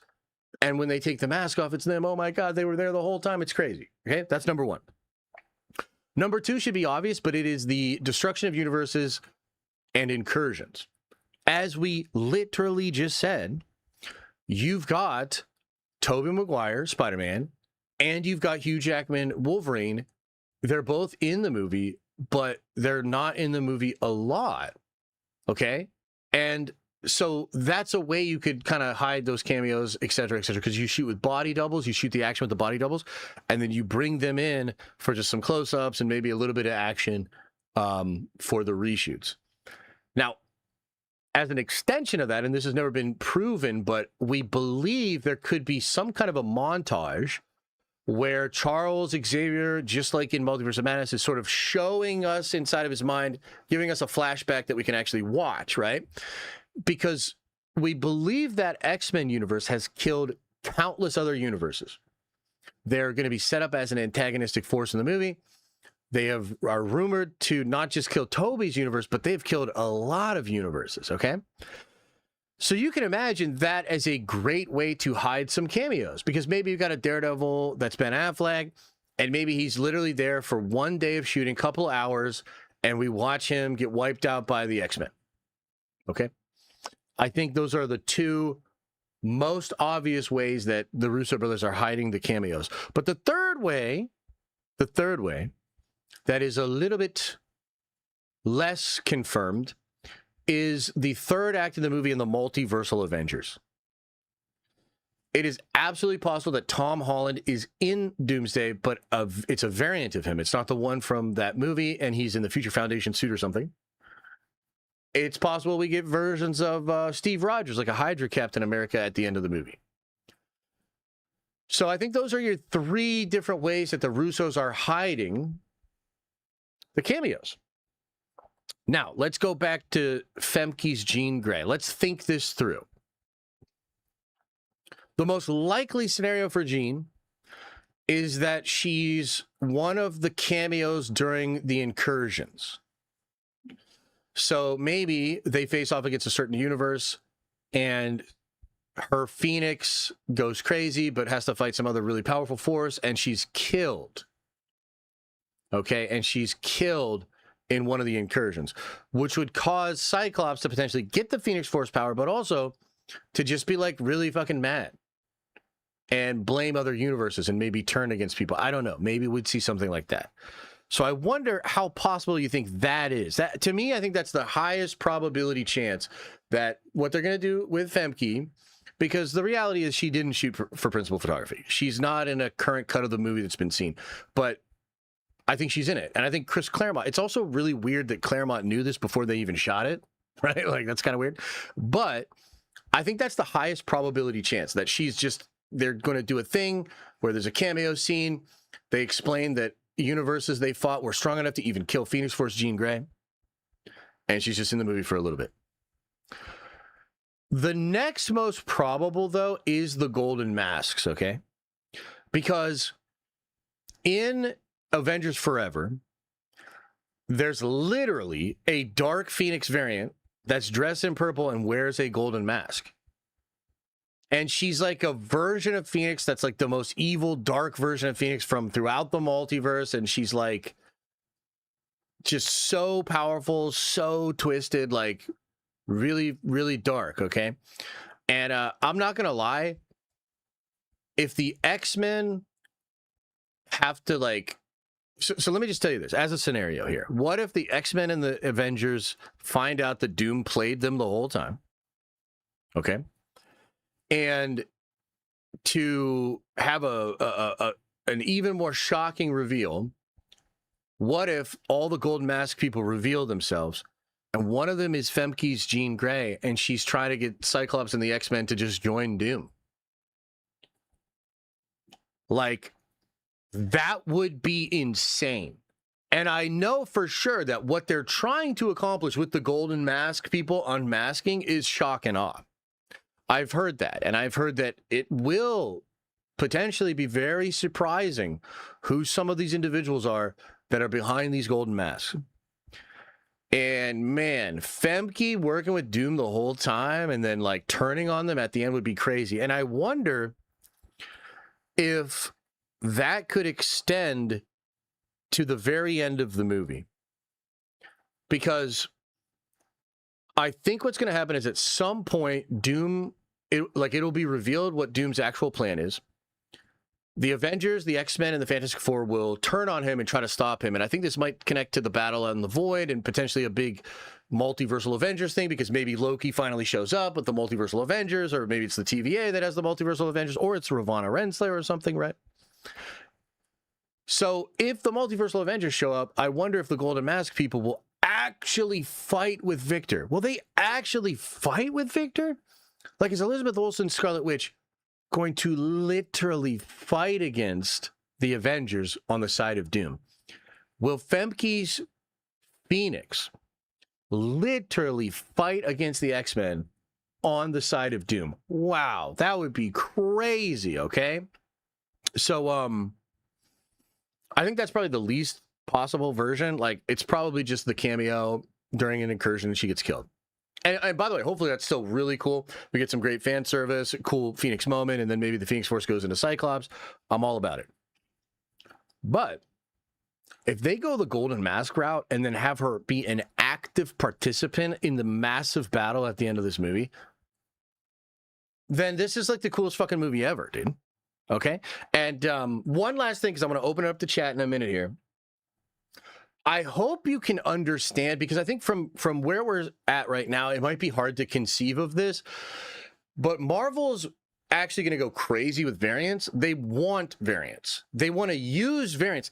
They actually want to use Femke's gene and potentially variants of her to sell ideas about the Phoenix Force overall, which will have something to do with Sadie's gene. Like, I'm actually 100% serious, because think about it. They're using the Fox X-Men to set up at least some principles and ideas that will carry over to the other X-Men. Don't you see? They're using the old to set up the new in more ways than one. That's actually like kind of the 4D, 6D chess version of what they're really doing with Secret Wars and Doomsday, is they're using the old to set up the new. That's like the whole thing. You could actually call that the tagline of the movies. So does that thought process then extend to Femke's Jean? Because, by the way, I think she's actually even talked about the other Jean Grey. She made comments about the next version of the character. Right? Oh, and definitely to sell toys. Are you kidding me? The Femke's Dark Phoenix that works with Doom? Like, dude, if I get a Golden Mask Dark Phoenix hot toy, I'm going to shit my pants, dude. Like, you know, I might shit my pants either way, right? But I will shit my pants directly after seeing that preview. That would be amazing. So, yeah, that's basically that's like the TLDR on this Phoenix rumor, and why I believe that Femke unfortunately just confirmed that she will return as Phoenix. What do you think? Do you think I'm crazy, chat? You think I'm crazy? You think I'm onto something? Chat, what do you think? Star Wars Sith says, dude, I just met Femke at SpaceCon last weekend. I said, I hope to see you this December on the big screen. She froze and didn't say a thing. LOL, she's in it. Let's go. Well done, sir. Well done, sir. Send her this video next time. Make her watch the video. Yeah, you shouldn't have said nothing. You shouldn't have said nothing. We're too smart for you. Or maybe we're totally wrong. Hell yeah. No, that's cool, though. That is super cool. All right, guys, any thoughts, comments, questions? Will Henry Cavill come back as Wolverine? I sure hope so. I don't know. But, yeah, I sure hope so. What time is trailer, Josh? Hang on, let me check here. Soon. Trailer's out now? Oh, my God. Jean Grey isn't a sorceress or a witch. She can't cast spells and dreamwalk. All the versions of Phoenix we've seen so far, yeah, that's true. Golden Mask, the Black Priest, there might be something there. Yeah, I think there's a combination. Remember when the Blue Minutes account was the image of the X-Men and Jean Phoenix? Might be true. She might be with Doom. Ooh, yeah, that'd be really cool. I don't remember that, though. We need Halle Berry. Oh, I'd love Halle Berry Storm. Yeah. Same thing with Halle Berry Storm. I mean, they could technically do a very similar thing with her. Chaos Magic Doom with Phoenix Genie and Scarlet Witch Wanda in his back pocket is beyond wild. Oh, yeah, he'd be fucking unstoppable, right? Isn't that the whole point, though? Oh, it's all good, James. No worries. No worries. Maddie V says, what if each of Doom's Golden Mask people are specific people that will F up the leaders of each group? Peggy, Cap, Peggy for Cap, Jean for Cyclops. Who else? There's potentially something to that. Yeah, there's certainly something to that. I'm so interested to see how they're actually going to pull all this together, man. And yeah. I guess we'll just see. Could these masks also be variants of the heroes we know, but they're believers in Doom? I think so, yeah. I'm less certain of that, but I think it's possible, yeah. Den of missed super chats. Well, if it's a Cool Bear super chat, I'm glad I missed it. It's official says, will Luis be in Doomsday? I don't know, but that would be great. I was at SpaceCon and Femke literally walked right past me when she was heading out of the restroom I was going in. Wild. What? Okay. Star Wars Sith's version was so much cooler, just so you know. Please, man, watch this. Watch what? Doom tricks Sentry into joining him against the new Avengers? I don't think so, but that could be cool. I don't think so. Okay, I think we could probably wrap it up on the Phoenix. You guys understand where I'm coming from? The Phoenix, Chris Claremont. I can't believe you let us know all that shit, Claremont. You never should have done that. You never should have done that shit. Okay, let's end it there. I'm not doing shorts today. We'll pick shorts back up on Friday, but no shorts today, just because I got other things going on. Other things going on. Hey, where's this trailer at? Guys, is the trailer out yet? I need to go get another iced coffee. Hang on now. Hang on now. You want to go outside? All right.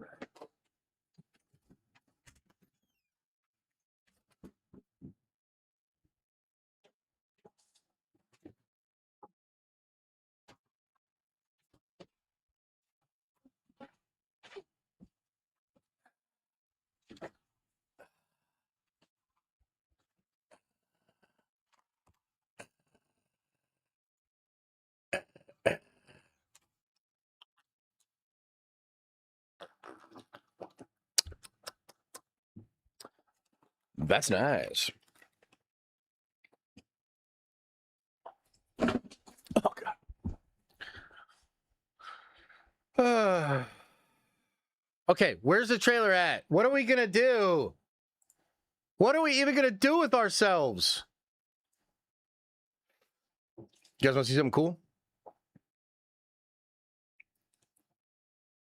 Yo. Wait, what? Yo. That is Lionel Johnson, Primarch of the Dark Angels. And yo, check it out. It's an actual seal. For a wax seal? You can't probably see it. Yeah, look at that. Hey, a nice little Warhammer thing. Have you guys heard of Warhammer? What the hell? My shit just crashed. Come back. I was just kidding. We don't have to talk about Warhammer.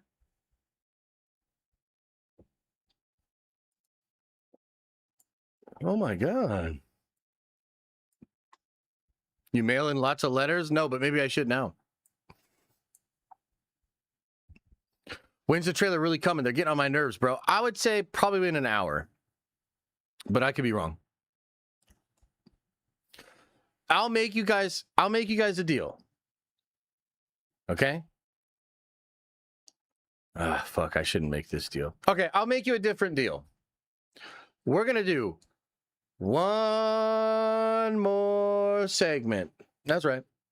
We're going to talk about RDJ, big interview he just did. And when that's done, we'll leave. But if they release the trailer, keep streaming until the trailer. No, I can't do it. And by the way, too, if this trailer does happen to release around the Warhammer Wednesday stream, then I'm going to reveal some shit about Tom Holland. Okay? Because, like, I may or may not know people that know Tom and Zendaya. and they may or may not like to fuck with me. And if they dropped a trailer close to my Warhammer Wednesday stream, don't do it. Don't fucking do it. So, hopefully that doesn't happen. That would be absurd. That would be absurd. That would be like the social media account for the Invincible show finding one of my videos that had like 5,000 fucking views and posting the thumbnail to millions of people and getting 40,000 likes. That would be absurd. That would not happen. Who am I? I'm little old nobody over on the Den of Nerds live channel. So maybe just leave me the fuck alone. Dude, Adam, I will actually tell you something that will shock you, but I can't tell anybody else. I'll tell you something. I'll show you something, actually. Maybe I can't show you something, but I will literally show you something that will get you to be like, oh my God. Anyway. If the Knicks were Space Marines, what charter would they be? The Knicks? I don't really know too much about the Knicks. Josh, you're our nobody. Oh, thanks, buddy.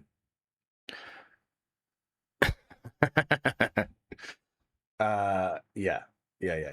You'd be surprised. Only tell the Warhammer channel in the Discord. Okay, yeah, I can do that. Yeah, that's a good idea. That's a good idea. Okay, let me take a couple of sips of this coffee here, and then let's talk about RDJ, okay?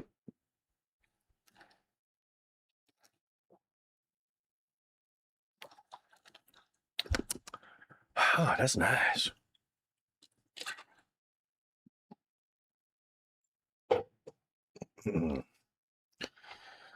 Leave me alone.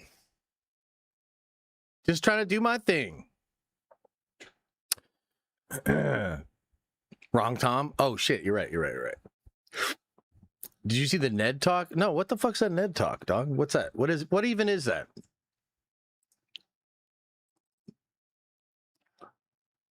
I swear to God, I will do something crazy if they drop the trailer around my Warhammer Wednesday stream.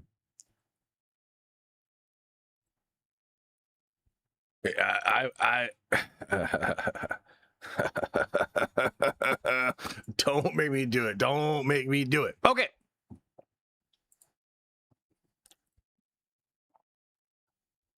Y'all know about Robert Downey Jr.?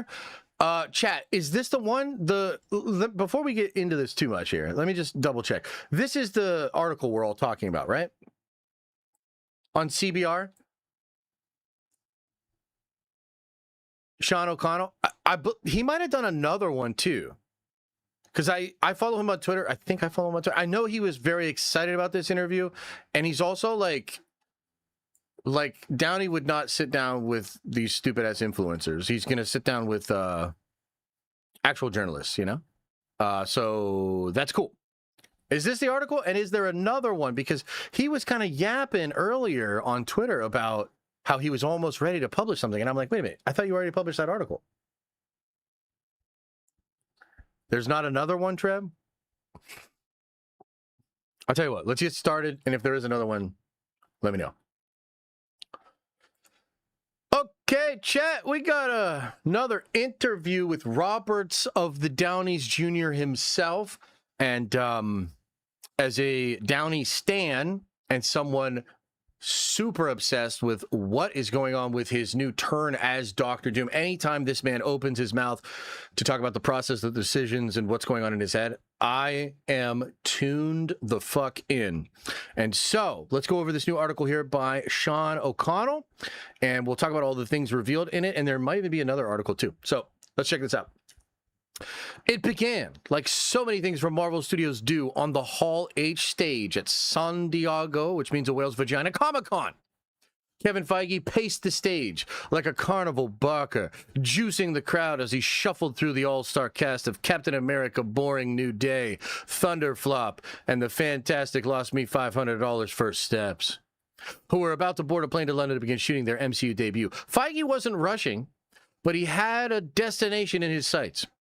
a two-headed surprise he was about to unleash on the San Diego Comic-Con 2024 audience, which he knew would generate the kind of publicity tsunami Marvel loved to create at the annual convention. You want to hear about the two Avengers films, Feige asked the crowd before introducing surprise number one. Avengers Infinity War and Avengers Endgame co-directors Joe and Anthony Russo planned to return to Marvel Universe to helm the 5th and 6th Avenger films in the MCU. They teased their plan to finally adapt the Secret Wars comic series into a feature film, and they stressed the importance of having a lead-in film that would prepare the audiences for the epic story contained in Secret Wars. Then the brothers dropped a second bombshell. They were bringing Robert Downey Jr. back to the MCU. This time, however, he'd assumed the new and complex role of Doctor Doom. Fans had so many questions. To be fair, fans still have so many questions, though some answers have surfaced since the Avengers Doomsday announcement in 2024. Doom appeared briefly in the closing moments of Matt Shakman's The Fantastic Four, connecting his introduction to an alternate MCU universe of 828. Chris Evans confirmed he also would return to the MCU as Steve Rogers, and the 20th Century Fox X-Men heroes have been front and center in the minimal promotion footage that Marvel and Disney have released. In the lead up to the December release of Avengers Doomsday, CBR has been lucky enough to walk with Joe and Anthony Russo through their MCU accomplishments, reminding fans of the spectacle and the emotional payoff that comes with their Marvel blockbusters. We started with Captain America: Civil War. And we recently continued our ongoing conversation with a lengthy conversation between Joe Russo and Robert Downey Jr., diving into all things Avengers Infinity War. That was a great interview, a great little thing they put on. I liked it. In the process, the duo reviewed a few major things about the movie that reunites them to the MCU. You're only as good as your bad guy. It was during our conversation about Captain America: Civil War that I called out to the Russo brothers how the chemistry shared between Downey and Evans gets overlooked. When Marvel fans single out Civil War, they discuss the introductions of Spider-Man, Black Panther, and the eye-popping spectacle of the German airport battle. But the movie doesn't work if Downey and Evans can't sell their sides of the volatile arguments that are tearing the Avengers apart. CBR recently traveled to London to speak with Downey Jr. and Joe Russo about Infinity War and their MCU journey. Addressing the conflict at the heart of Civil War, Downey told CBR, "I'm so glad you brought this up, because what these films always sought to do is divide, create a dialogue, and contain one's capacity to do that in a place that, because it's not the real world, you actually get to practice being open to differences in opinion."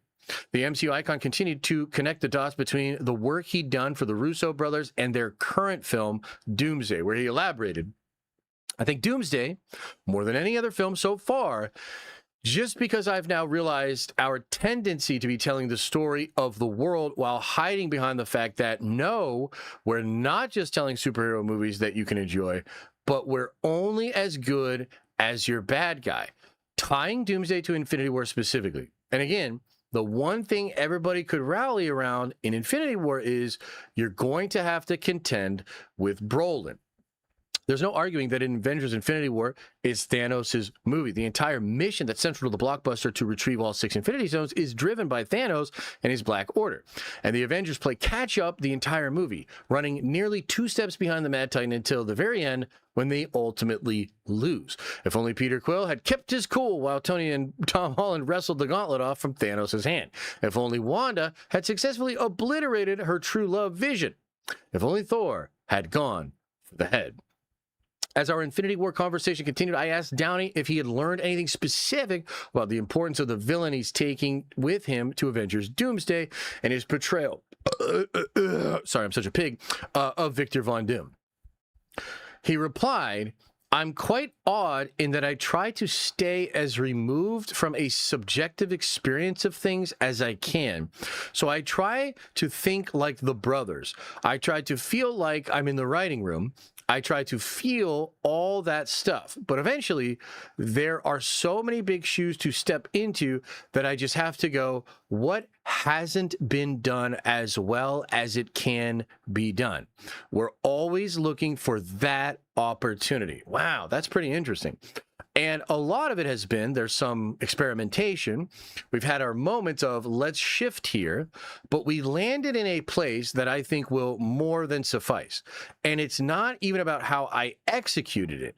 It's about the way it's been structured and the other characters. There's something going on in Doomsday and forward that is literally the only antidote to how do you not have these films be a letdown after Infinity War and Endgame.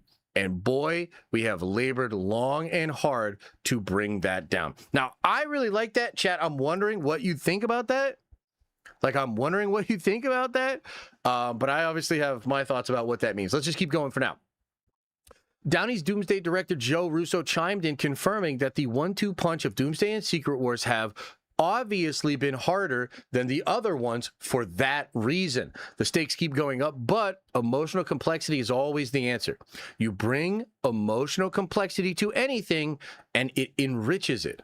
It makes it a fuller experience for the audience. It surprises you. There are a lot of surprises in this, Russo continued, and I think Doomsday is the most emotionally complex of all of them, and in a lot of ways the most mature of all of them. I would love to know what you think about that. What do you think about that? It's the most emotionally complex and the most mature out of all of the Avengers movies that they've made so far. Pretty crazy. The focus of the interview with Downey and the Russos is supposed to be about Infinity War, the Herculean effort that I'd argue should not be able to exist given the sheer amount of logistical maneuvering that needs to occur both on screen and off to make a movie of that size happen. That's true. That's why the Russos are really the only choice for these next few films.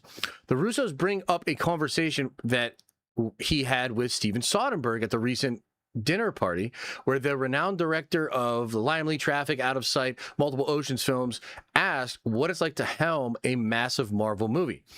I sat for a minute, Russo remembered. I was trying to think of the snarky, funny response because he's got a great sense of humor, and I just said, they're really fucking hard. But you can dig deeply into one of the MCU movies with Downey and not stretch as far back to Iron Man and dare to look ahead in the anticipated return.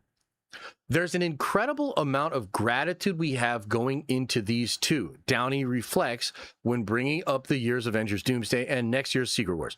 One epic at a time.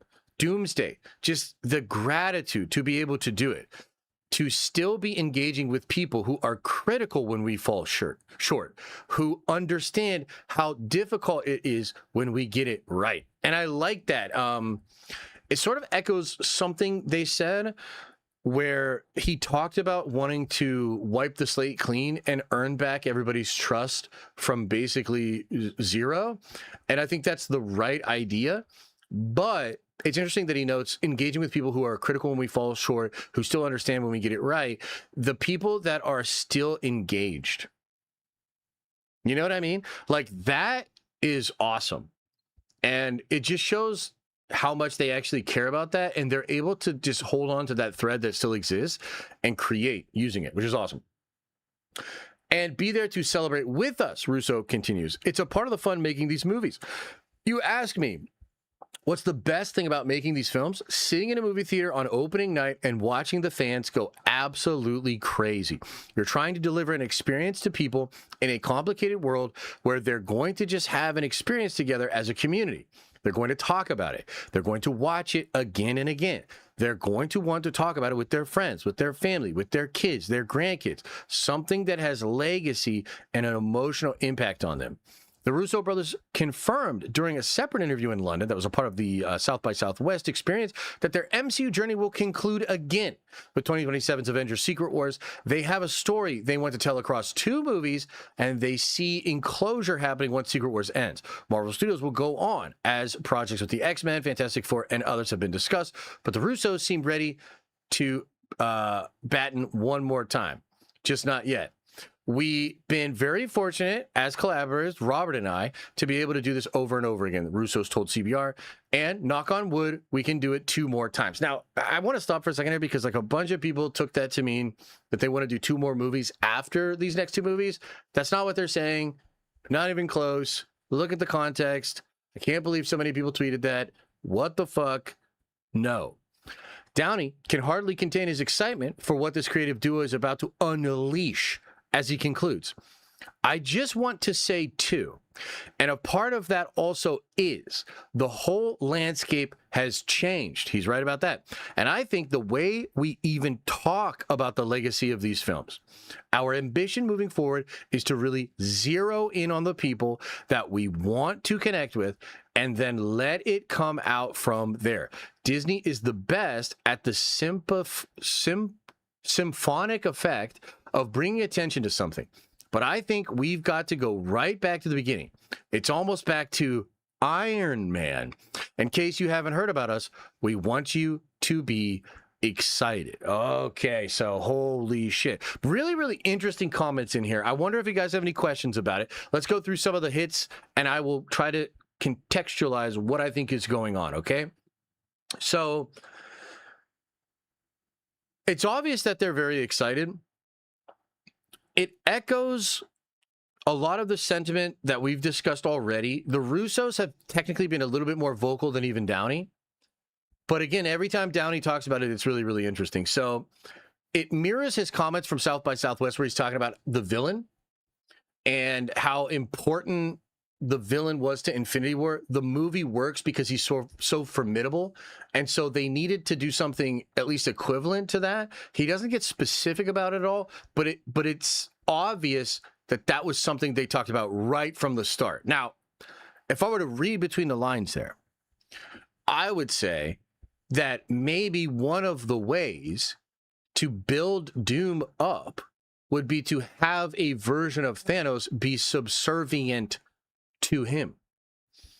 And that you could even read further into that, and you could think, well, if those other movies worked because of Thanos, then what else might they be using from the old films to juice up Doomsday? I technically believe that they want to use all of the preconceived notions and the most hyped up things that fans resonated with from throughout the Infinity Saga and basically use it as fuel to flip it on its head. So yeah, you could get a spine rip. You could get Doom doing a spine rip of Thanos. You could get Doom having a Thanos be subservient to him, right?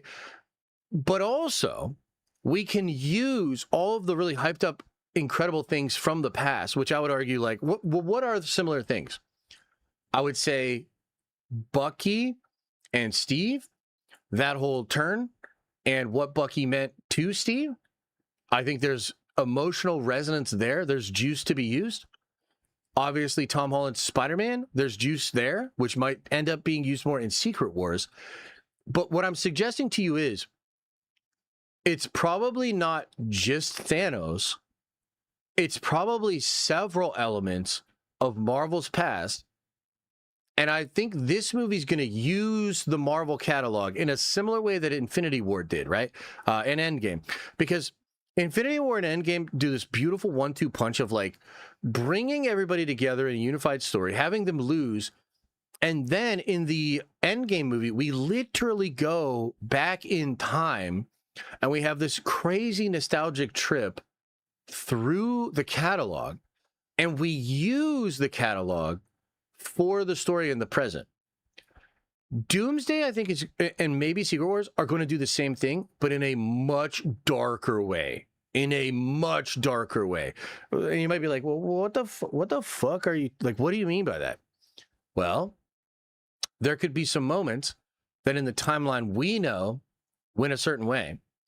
And what if it's revealed that Doom went through the timeline, went to some of these moments, and turned them, subverted them, flipped them on their head, and caused dark branches?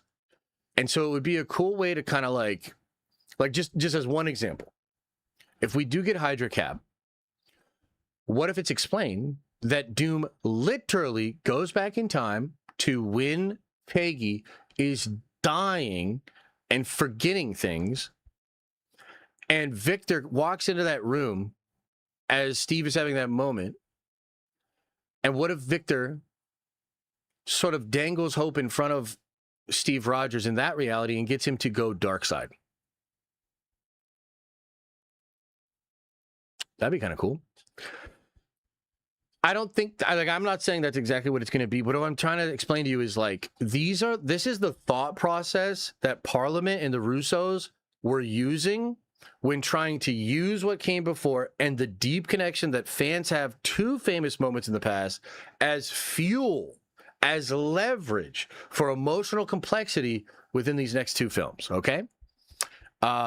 Experiment. Let's shift here. So, talking about how they've shifted, but we've landed in a place that will more than suffice. Meaning, like, we've landed in a place that's actually going to do even more than just live up to the legacy of these other movies. It's going to leverage those movies in a way that will challenge the audience. In my opinion, that's kind of what they're saying.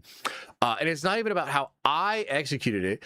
It's the way it's been structured and the other characters. Now, what I think he means here is it would be one thing if we built up to Thanos and then Thanos came out and was dope as fuck. That's what happened in Infinity War. We have this build up to Thanos. Thanos in the first scene, he's already beaten Thor. He kicks the shit out of the Hulk and he's just that guy. Okay? And maybe if things were different, we would get something like that with Doom. And we'd have a build up to Doom and then Doom would come in and we'd be like, holy shit. But that won't work, right? So that's not what they're going to do. Instead, he says, it's not even about how I execute it. It's not how I perform as Doom. It's how the story is structured. What I think he means by that, because he says the other characters, is that Victor is going to know these characters intimately because of his knowledge of the timelines in the multiverse. And I think he'll be kind of toying with them. And so the film is structured in a way that Doom is going to be introduced in this like really interesting way because he's very knowledgeable. He will be presented as a savior. We will have characters that we trust, like Steve fucking Rogers, vouching for him and being the leverage by which the Avengers of 616 even come to believe in Doom. And yet we will slowly see over time, and maybe we'll see right away, that that's a manipulation, that there's something else going on, that he is hiding things from them. And bro, I think that's going to be very effective. He goes on to say there's something going on in Doomsday and forward that is literally the antidote for how do you not have these movies be a letdown after Infinity War and Endgame. And he says we have labored long and hard about how to bring that down. Do you see what I'm getting at here? Like, do you understand what I'm saying? They decided to not have this be an extension of those movies. It's not a sequel in the way that it's like, holy shit, like, loved that Endgame. Can't wait to see where we go from here. No, what he's talking about is we're going to utilize aspects of these movies, leverage them in a way that actually might retcon everything. We don't need to stand on the shoulders of the, we're zeroing it out. We're going to earn your trust. It's all new. And how do we not let it be a letdown? By pulling on threads, by allowing setup from those films to be the fuel and the catalyst for where we go from here. Right? Like, I hope that makes sense, but like that I think is, and it connects to why I've been so vocal about why Doomsday is not just some, break glass in case of emergency. Let's put Downey up there. Holy shit, Dr. Doom, people love it. It's going to do great. No, it is so much deeper than that. This is actually a really well thought out idea that did shift, as they even admit in this comment here, but that it has things about it. It has things going for it. It will utilize the canon of the past in a unique, subversive way that I think is just going to be so dope, man. I really hope you understand what I'm saying. I have said it a lot, but it is interesting that when Downey talks, when the Russos talk, they keep, like, they don't contradict what I've been saying. In fact, they're kind of giving a soft confirm to, like, everything I've been saying, in my opinion. And of course, like, I would look at it that way, but I really do think that's what it is. There's a lot of surprises in this. I think it's the most emotionally complex of all of them, and in ways it's the most mature of all of them. So again, that's going to like basically take all those things that happened in the past, subvert them in a way that's like, oh shit, like, what if they didn't actually win? What if they set this up? What if it was all a lie? What if Thanos was right? All of these things. Really, really interesting. There's an incredible amount of gratitude we have going on for these two, reflecting and bringing it new. Those next two, one epic at a time, Doomsday, just the gratitude to be able to do it. We're still engaging with people who are critical when we fall short, but who understand how difficult it is when we get it right. Man, I really like these answers, man. I really like these answers. I'm incredibly excited for the movie, and I continue to feel that every time Downey gets out there and talks, it just confirms a lot of the suspicions I had about what was going on in his head, what's going on in the writer's room, what are they actually trying to do here. I feel like we were onto it early because the natural conclusion, just given where they were at and the things they had available to them, it always had to go in this kind of a direction. So, yeah, those are my thoughts on it. I would love to know, what do you think? What do you think, chat? Leo Vlogs says, do you think Loki will die in Doomsday? Yes. Yes, I do. Where's the Doomsday trailer, though? Yeah, that's a good question. Where is the Doomsday trailer? That's a good question. Who knows? Only the Oracle. Let's hear. Zacky Wacky says, if Marvel made a villain solo movie in the style of DC's Joker and Clayface, who would you want? I actually don't even want them to do that. But maybe Magneto. Magneto would be kind of interesting, especially because he might not be the main villain of the X-Men at first, so that could work. That could work. Jared Loveberry says, gonna waste my membership chat on this. I sent you a DM on Discord about the only 2 popcorn buckets you need. Okay, brother. Thank you, man. Appreciate it. Is the Brand New Day trailer out? It is not out yet. I can't believe it's not out yet. How could they do this to us? Where's the trailer? It's a good question. I would want Null or Molecule Man. Yeah, those are interesting choices. Josh, when is this dropping, bro? Did we get scammed? I don't think we got scammed. I do think it's dropping. Maybe it's dropping a little bit later today. I don't know. Do you think it's bad? Are you mad? Are you going to not watch the trailer out of protest? Or are we all going to fucking watch this trailer whenever they drop it and we're a bunch of suckers and it don't matter?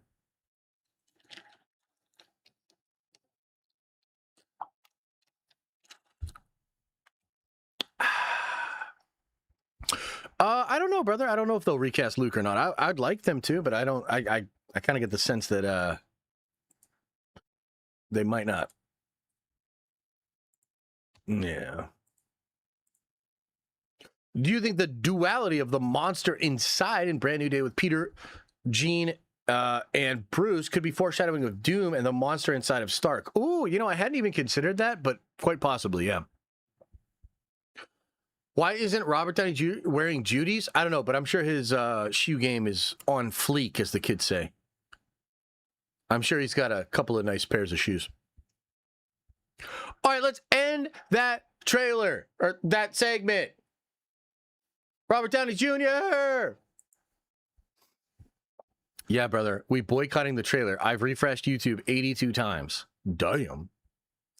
Kids still say that? Probably not, David. Probably not. I'm probably out of touch, as it were. You know? What the fuck are we going to do all day now? Waiting for this trailer? I swear to God, they better not drop it from my Warhammer stream. Maybe we should just shift into Warhammer right now. Maybe we should just talk about Warhammer right now.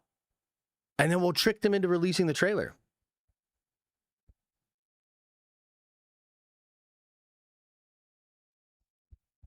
Nice. Take us home, Ozempic Joe and Sober DJ. Yeah. I tried to sing that. It didn't work too good. But yeah, appreciate you, man. Trailer's going to drop during Warhammer Wednesday. It better not. Fandango interview with Tom, Zendaya, Jake, and Sadie is actually really informative. What did they say? Yeah, we went over that stuff with the green thing, yeah. We did. We really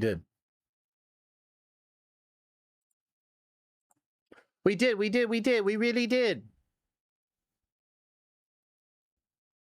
You should open for chat? Oh my god. Why do I feel like this is going to go a bad way?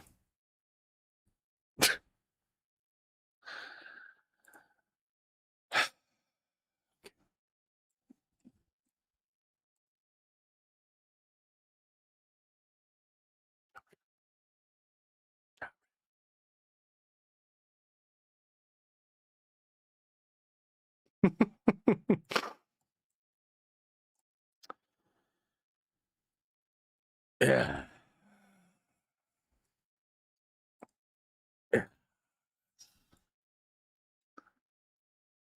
Yeah, it's pretty good. Yeah, it's pretty good. Yeah, it's pretty good. Yeah, it's pretty good there. It's pretty good. Yeah, yeah. Oh, man. Okay. Are the Russian hackers making the stream lag out of spite for the call? Is it lagging? Are you sure it's me? Maybe it's you guys. Brand new day dropping 9 p.m., 6 p.m. to 9 p.m., depending on where you're at in the U.S. Dude, better not be. Brother, there's like 50 people that watch my Warhammer streams. Okay? It's a nice little slice of my week where I actually get to talk about dope shit with a bunch of friendly people. Don't get me wrong. It's great to be with all of you and clickbaiting you about the Spider-Man trailer dropping. You know, that's really great too. But the more people that, like, it's my nice little slice. It's my nice little slice of heaven. Okay? So you better not, Mr. I like beer with no fucking alcohol in it. You better not ruin my little slice of heaven on my Warhammer Wednesday night stream. Let me and 50 people hang out and talk about Warhammer. Holy shit. That doesn't look like a trench coat, bruv. Oh, that's because it's not. It's a uncircumcised penis. Because nothing says, I want to go support Supergirl like a Texas Chainsaw Mask leather-faced version of a uncircumcised penis. Amazing. Amazing.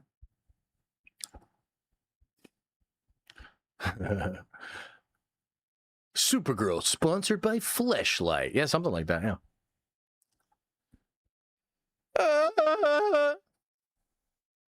If the trailer drops during that stream comment section, it's going to be so annoying. Yeah, while I completely ignore it and go over all my Warhammer armies, you're goddamn right. It's a blade, it's a bird, it's a plane, it's a super bomb. Oh, no. Oh, no. I like non-alcoholic beer because I'm an alcoholic in recovery. What's your excuse for being a jerk? I have zero excuse for being a jerk. And I'm sorry about your alcoholism.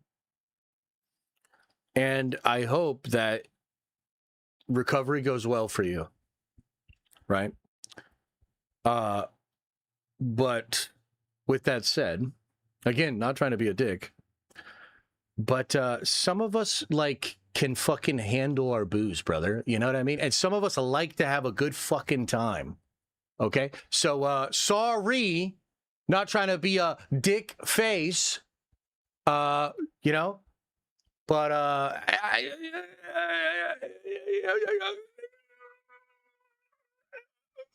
oh, man, I got the... Whoa. I'm trying to be chill. I'm trying to be chill. I should not make fun of alcoholics. That is crazy. I would never do that publicly on a live stream.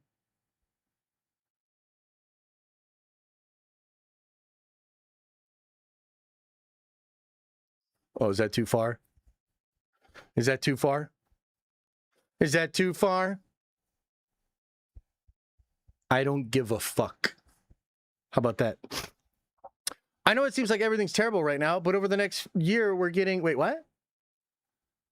Imagine being the bad guy because you can do it in moderation. Yeah, I know, right? No, it's cool. Look, I totally get it. You know, I know what it's like to not be able to handle things. And then turning that into a disease. And then trying to alter society and alter family Christmas. Oh, Uncle so-and-so can't handle his booze, so I can't have a few Rolling Rocks? Fuck out of here. Ridiculous. Ridiculous. Let's alter the whole fucking world because of my independent struggle with substances. Oh, you really got me fucking mad. Oh, don't do it. Don't do it. Don't do it. Don't make me go. You know what? Let's leave it there.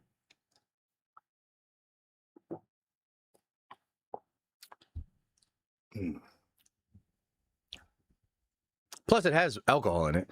You know what I love too? Now I'm just gonna go all in. You know what I love? The people that can't handle their booze, but'll sink a dozen of these NA beers because you know there's alcohol in it, right? It has alcohol. You can't take the alcohol out of it. Not all of it. Just like decaffeinated coffee has caffeine in it. Yeah, no, it does. Don't do it. Don't you do it. Because now I'm getting so fucking mad. Who are these people? You know what you guys need to do? Have a drink. Take the edge off.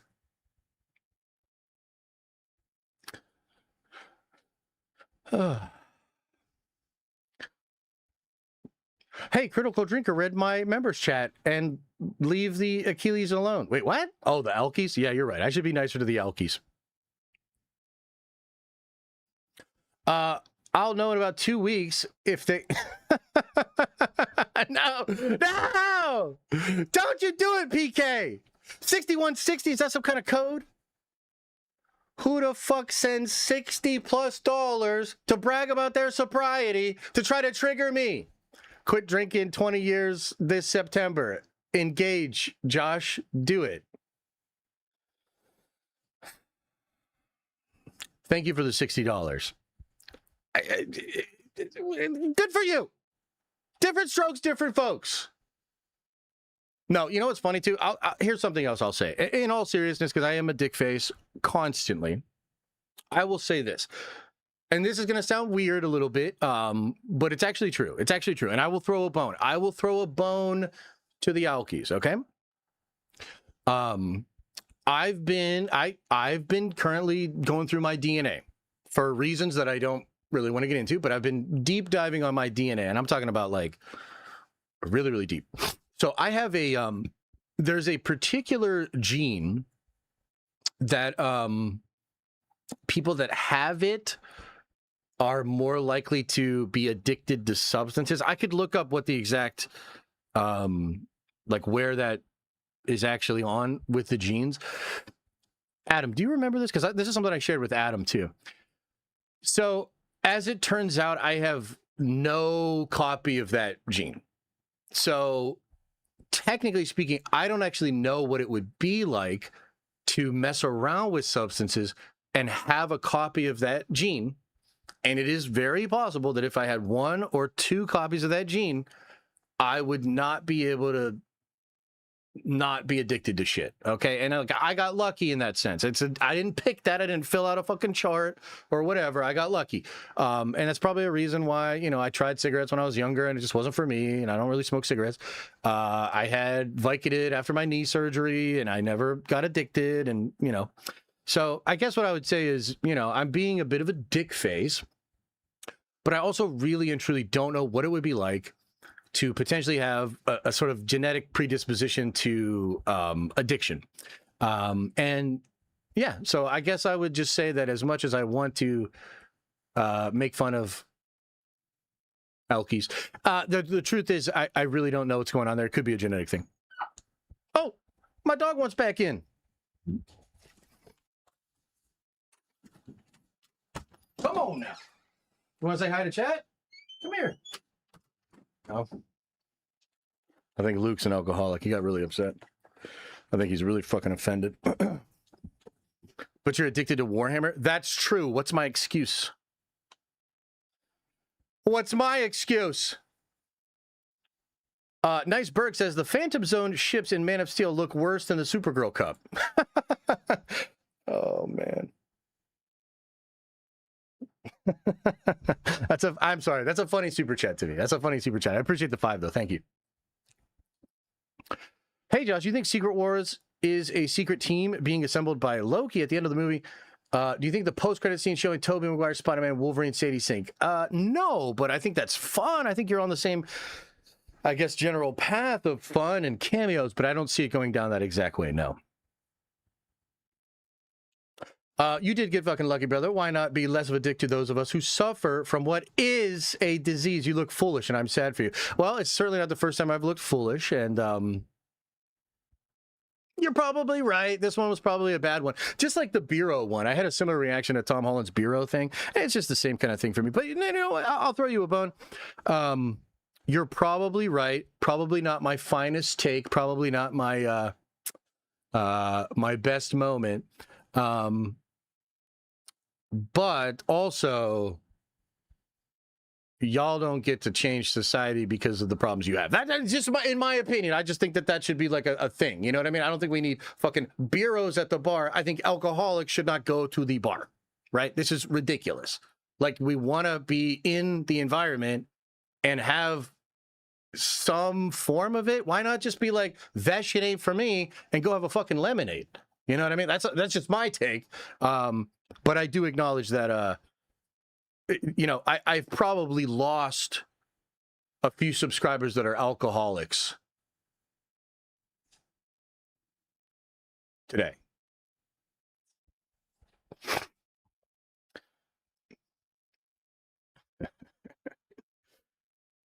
Josh, if they actually don't release the trailer today, when do you think the next date we're looking at? Oh, it's today, brother. It's got to be today.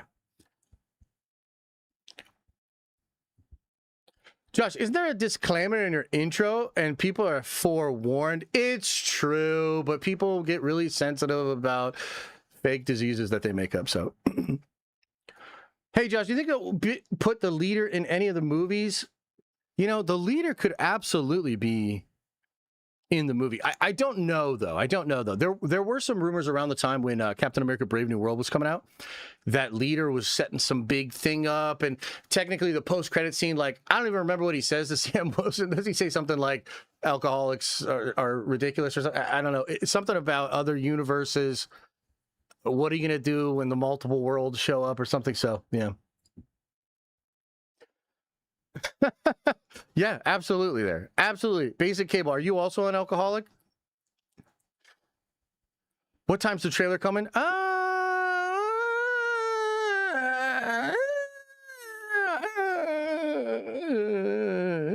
don't know. Josh, you still have this Irishman's support. I couldn't quit you if I tried because I'm an addict. Nice. That's a pretty good one. Marijuana is not a drug. Oh my God. I almost read that. Thanks, Adam. Thank you. If Tom Holland was cast in Warhammer, no. Sorry, Tom. Not a good fit. Not a good fit, Tom.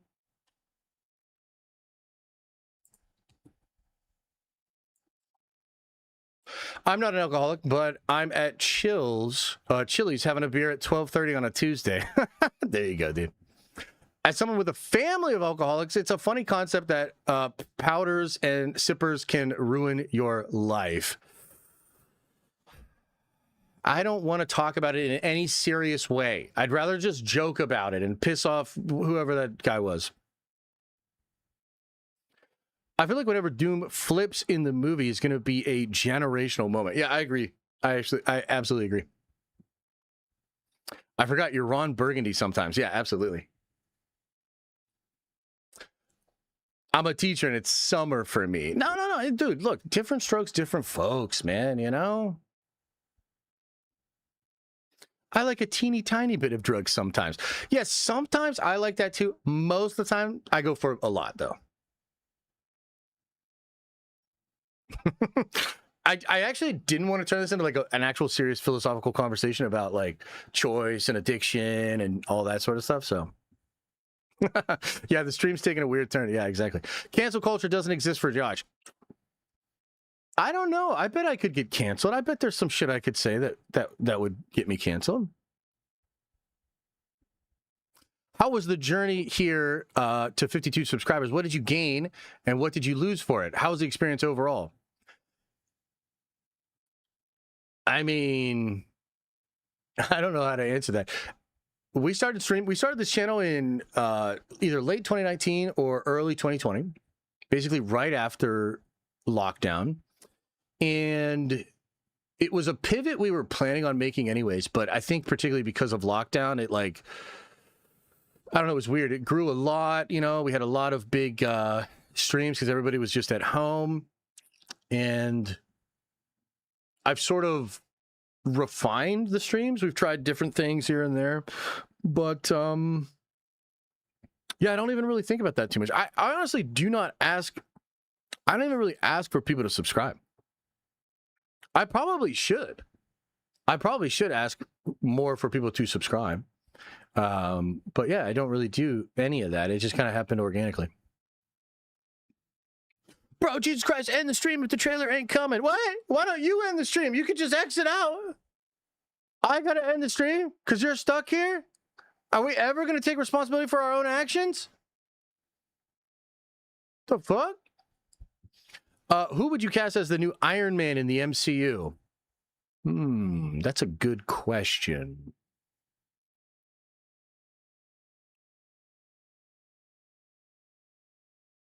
I don't know, dude. That's a really good question. Maybe Tom Cruise. Maybe Tom Cruise. Better. Travis Scott as Iron Man? Oh, that would be cool. That would be cool. Are you just pure Marvel fan? What do you mean, brother? I like a lot of different things, like Warhammer.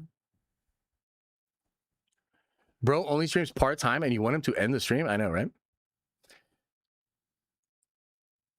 Oh, okay, ZB, that's interesting. I didn't realize that. Maybe I should do it more then, huh?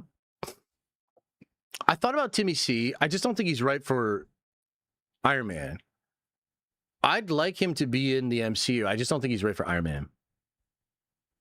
Did you talk about that Beast casting stuff? Absolutely. Yeah. It's cool. It's cool. I don't know if he'll actually get it, but I like the look. I like the age. I like what it might mean for the rest of the MCU. I asked because you only have Marvel merch behind you. What? What are you talking about? This whole thing is nothing but Warhammer. Warhammer.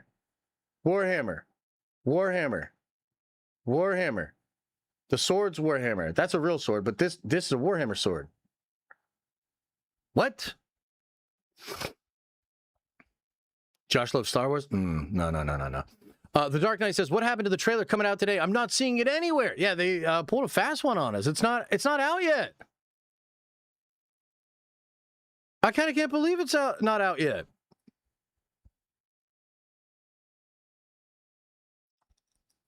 Timmy C is Nightwing. Maybe. I feel like he'd have to put on some muscle, though. I feel like he's a little too skinny to play Nightwing right now. I mean, it would be cool, but like he would seriously have to get a little bit more physicality. Speaking of which, when is the next booze stream? You're watching a booze stream right now, man. I got boozed up this morning because I'm not no, I'm just kidding. Chris Pratt is Robin and Nightwing. You know, wow. I don't think Chris Pratt is right for Dick, but he's kind of got the attitude for Dick, actually. Yeah. That could be interesting. Got any new guns lately? No. I think I'll probably get some stuff for my AR before I were to get another gun. Although there were some rifles I was looking at, but nah, guns are expensive, man, and Warhammer's expensive. Hey, by the way, I'll say one more thing and then I'm going to leave. I'm going to get out of here.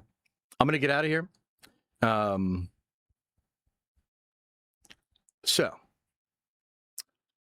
next Friday, the Marvel Magic the Gathering set comes out. And I was at GameStop yesterday getting all the cool Warhammer stuff.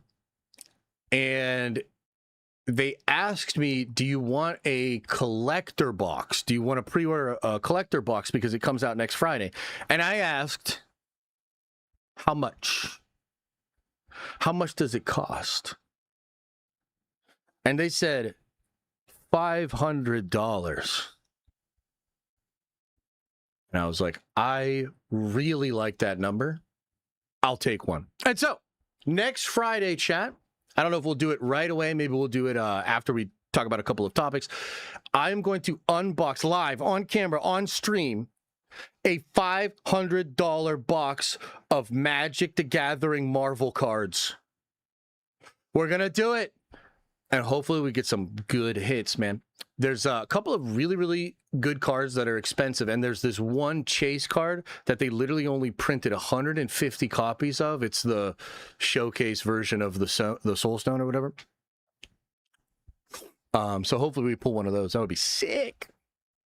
That would be sick.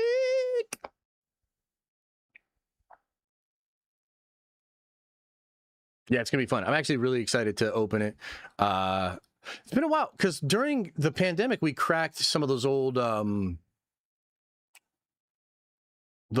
Marvel Jim Lee cards.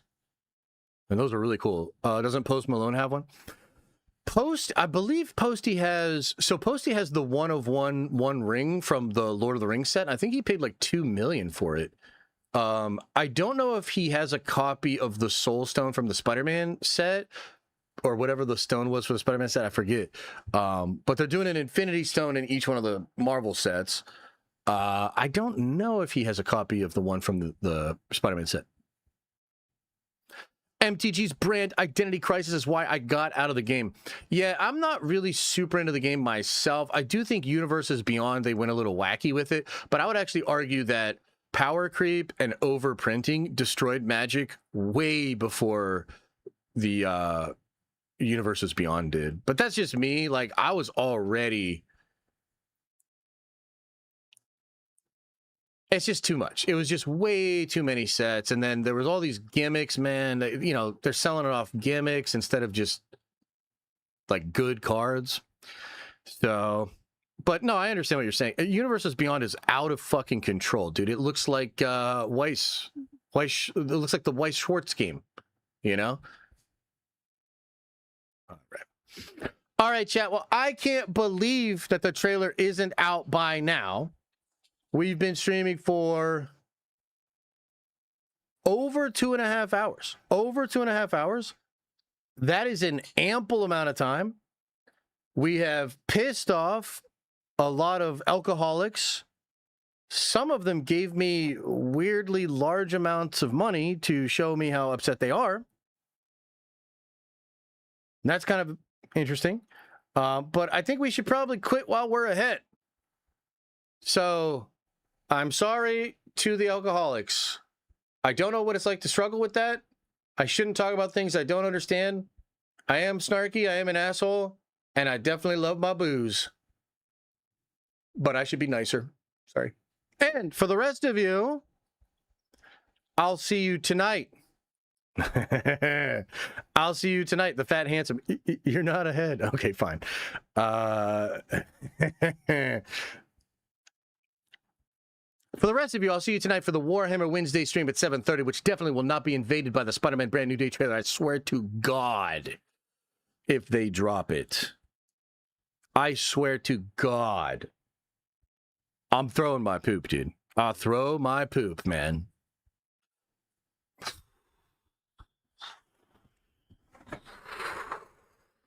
I mean, I already got to change the thumbnail and title of this stream. By the way, 44... I don't want to talk about that. A lot of people watched this stream today, in and out, because the trailer wasn't here. I should have jacked the ads up. Kind of can't believe the trailer didn't drop. I feel worse about the trailer not dropping and clickbaiting you than I do about making fun of the alcoholics, you know? Because, well, I'm an asshole. But no, I do kind of feel bad about that. I really thought it would drop, like, by now.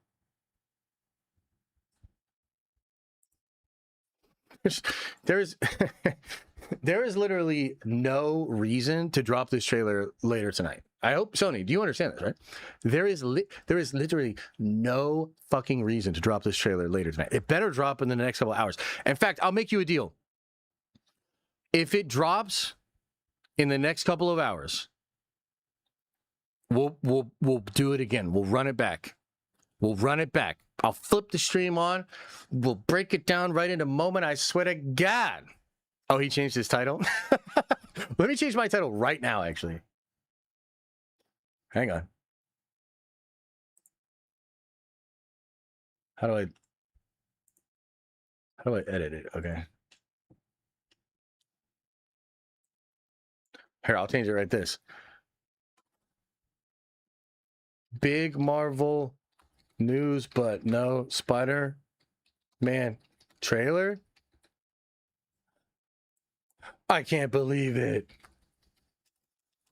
And then I'll add alcoholism isn't real.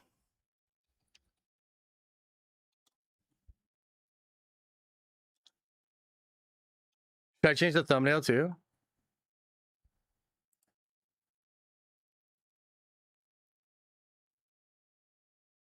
So you know the trailer is dropping it? I said there's no reason for it to drop tonight. Yeah, that's true. We did kind of already see it, yeah. Expo City. Dude, I love saying that name. I blame the scoopers who all said it was coming this morning, and also the ones who leaked the trailer. I bet Sony is having a hard laugh if they originally planned to release the trailer this morning. You working for Sony? What, are you trying to tell us something, Expo City? Just break down the leaked version? I already did. I already did.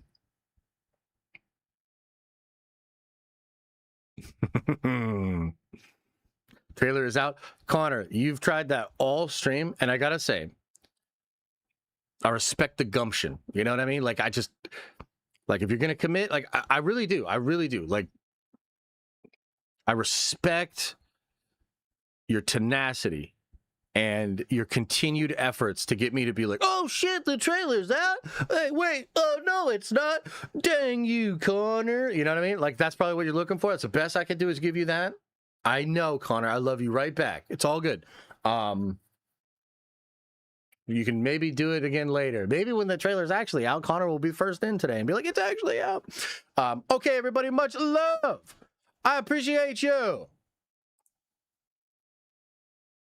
Tonight's Warhammer Wednesday stream, I swear to God, it better not get interrupted by the trailer. That'll be at 7:30. I'm very excited. We'll go over that.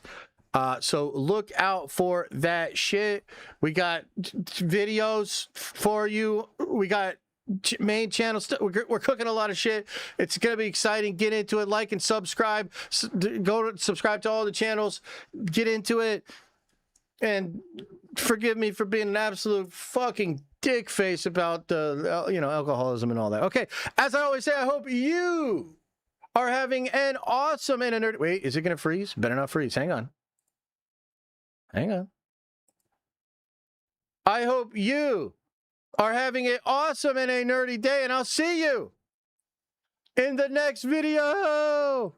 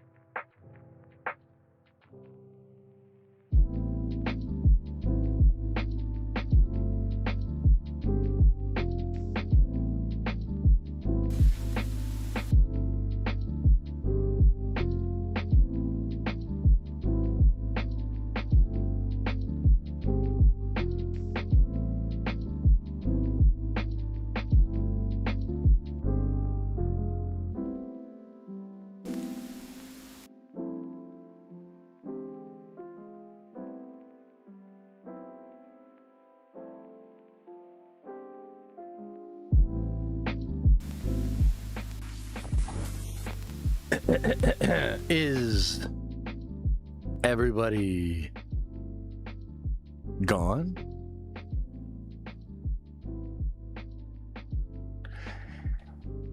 Did everybody leave?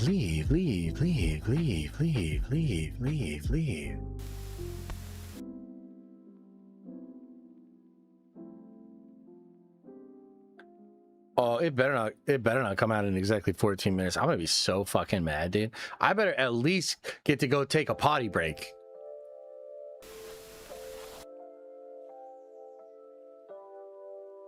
Oh. Oh.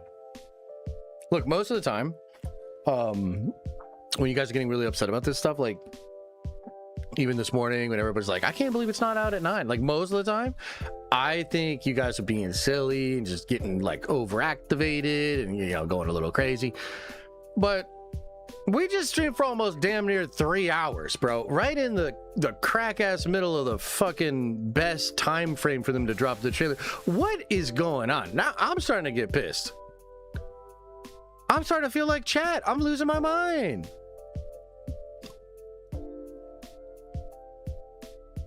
My solid source told me they're waiting for your stream to end so they can drop it. I'll lose my mind, bro. I'll lose my mind. Don't do it, Tom. Don't do it, Tom.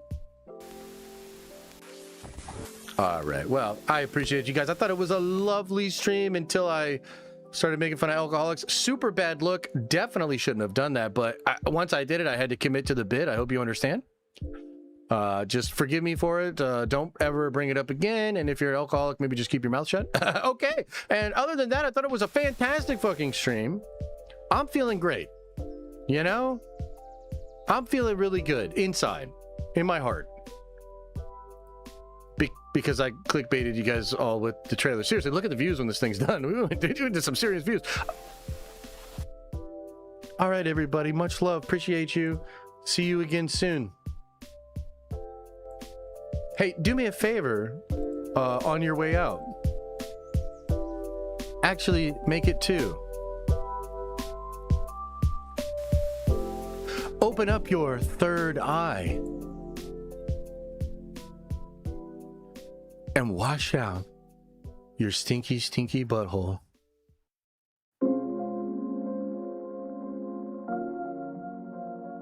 See ya.